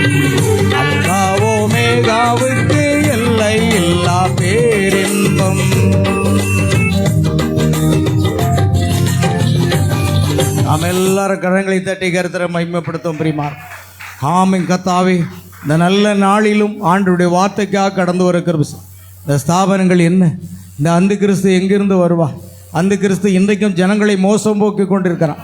உலகத்தை மோசம் போக்கி கொண்டிருக்கிற அந்த பிசாசானவன் அந்த கிறிஸ்துவாக வெளிப்பட்டு ஆதி சபையின் காலத்திலிருந்தே வேதத்தை புரட்டி போட்டு ஸ்தாபனங்களை உண்டாக்கி ஜனங்களை வஞ்சித்து கொண்டிருக்கிறதை பார்க்கிறோம். ஆனாலும் கர்த்தாவே, தெரிந்து கொள்ளப்பட்டவர்கள் ஒரு காலம் வஞ்சிக்கப்படுவதில்லை என்று பார்க்கிறோம். அவர்கள் எத்தனை அற்புதங்களை செய்யலாம், அதிசயங்களை செய்தலாம், கள்ள கிறிஸ்துகளும் கள்ள தீர்க்கதரிசிகளை எழும்பலாம், எவ்வளவோ அற்புதங்கள் அடையாளங்களை செய்தாலும் தெரிந்து கொள்ளப்பட்ட மணவாட்டி ஒரு காலம் வஞ்சிக்கப்பட மாட்டார். மணவாட்டி தன் ஜீவனை இயேசுவுக்காக கொடுக்க ஆயத்தமாயிருக்கின்றார். ஏனென்றால் இயேசு தம்முடைய ஜீவனை மணவாட்டிக்காக கொடுத்தார். ஆமென் ஆண்டவரே. ஆகையால் தேவனே, நீர் முன்குறிக்கப்பட்ட அந்த மணவாட்டியை நீர் கொண்டு செல்ல ஆண்டவர் வந்திருக்கிறீரப்பா. நீர் மனுஷகுமாரனாக உம்மை வெளிப்படுத்தியிருக்கிறீர். ஒரு நாள் ஆகாயத்தில் எங்களை எடுத்துக்கொள்வீர். ஆகாயத்தில் உம்மை முகமுகமாக நாங்கள் சந்திக்க போகிறோம். ஆண்டவரே, இந்த மகிழ்ச்சிக்குரிய நாளை நாங்கள் எதிர்பார்த்து கொண்டிருக்கிறோம். வேதாகமத்தில் எழுதப்பட்ட எல்லா தீர்க்க தரிசனங்களும் நிறைவேறி கொண்டிருக்கிறதை பார்க்கிறோம். ஆண்டவரே, யூதர்களுக்கு செய்தி போகக்கூடிய நேரமானது நெருங்கி கொண்டிருக்கிறது. மணவாட்டி ஆகாயத்தில் எடுத்துக்கொள்ளப்படுவதற்கான நேரம் நெருங்கி கொண்டிருக்கிறதை பார்க்கிறோம். ஆண்டவரே, ஆம் கர்த்தராக இயேசுவே, உம்முடைய ஜீவனுள்ள வார்த்தைகளை எங்களுக்கு கொடுத்தீரே, நன்றியப்பா. இந்த ஆராதனையில் கலந்து கொண்ட ஒவ்வொரு சகோதர சகோதரிகள், குழந்தைகள், பிள்ளைகள் அனைவரையும் கர்த்தராக இயேசு கிறிஸ்து ஆசீர்வதிக்க வேண்டுமா ஜெபிக்கிறோம். கர்த்தாவே, விசேஷமாக ஆண்டவரே, இன்று இந்த ஆராதனையின் முடிந்து ஆண்டவரே, இன்றைக்கு சபை மக்கள் எல்லாருக்காகவும் ஆண்டவரே உணவு கொடுப்பதற்காக ஆண்டவரே தங்களை அர்ப்பணித்து அதை கொடுக்கின்ற அருமையான சகோதரர் கோமு ஐயா அவர்கள் குடும்பத்துக்காக நாங்கள் ஒருமித்து ஜெபிக்கிறோம். இயேசு கிறிஸ்துவின் நாமத்தினாலே ஒரு கலசம், என் நாமத்தின் நிமித்தம் ஒரு கலசம் தண்ணீர் கொடுத்தாலும் அதற்கு பலனடையாமல் போக மாட்டீர்கள் என்று சொன்னீர். உடைய வார்த்தையின்படி கர்த்தராக இயேசு கிறிஸ்து ஆண்டவரே கோமு ஐயாவுக்கு நல்ல சுகத்தையும் பலத்தையும் கொடுத்து அவர்கள் பிள்ளைகளையும் அவருடைய குடும்பத்தாரை ஆசீர்வதிக்க வேண்டுமா ஜெபிக்கிறோம். உம்முடைய சமூகத்தில் எங்களை தாழ்த்தி ஒப்பு கொடுக்கிறோம். சகல துதி கன மகிமை யாவற்றையும் உமக்கு செலுத்துகிறோம். கர்த்தராகிய இயேசு கிறிஸ்துவின் நாமத்தில் கேட்கிறோம் பிதாவே, ஆமென். என் ஆத்துமாவே கர்த்தரை ஸ்தோத்ரி, என் முழு உள்ளமேருடைய பரிசுத்த நாமத்தை ஸ்தோத்ரி. என் ஆத்துமாவே கர்த்தரை ஸ்தோத்ரி, கர்த்தர் செய்த சகல உபகாரங்களை மறவாதே, ஆமென். நம்முடைய கர்த்தராகிய இயேசு கிறிஸ்துவின் கிருபையும் தேவனுடைய அன்பும் பரிசுத்த ஆவியுடைய ஐக்கியமோ சந்தோஷமோ சமாதானமோ சுகமோ பலமும் ஆசீர்வாதங்களும் நம் அனைவரோடும், நம் குடும்பத்தார் அனைவரோடும், உலகத்தில் உள்ள சகல பரிசுத்தவான்கள் அனைவரோடும் என்றும் என்றும் சதா காலமும் நிலைத்திருப்பதாக. ஹல்லேலூயா, பிரைஸ் தி லார்ட். கர்த்தராகிய இயேசு கிறிஸ்து உங்கள் ஒவ்வொருவரையும் ஆசீர்வதிப்பாராக. God bless you, God bless you.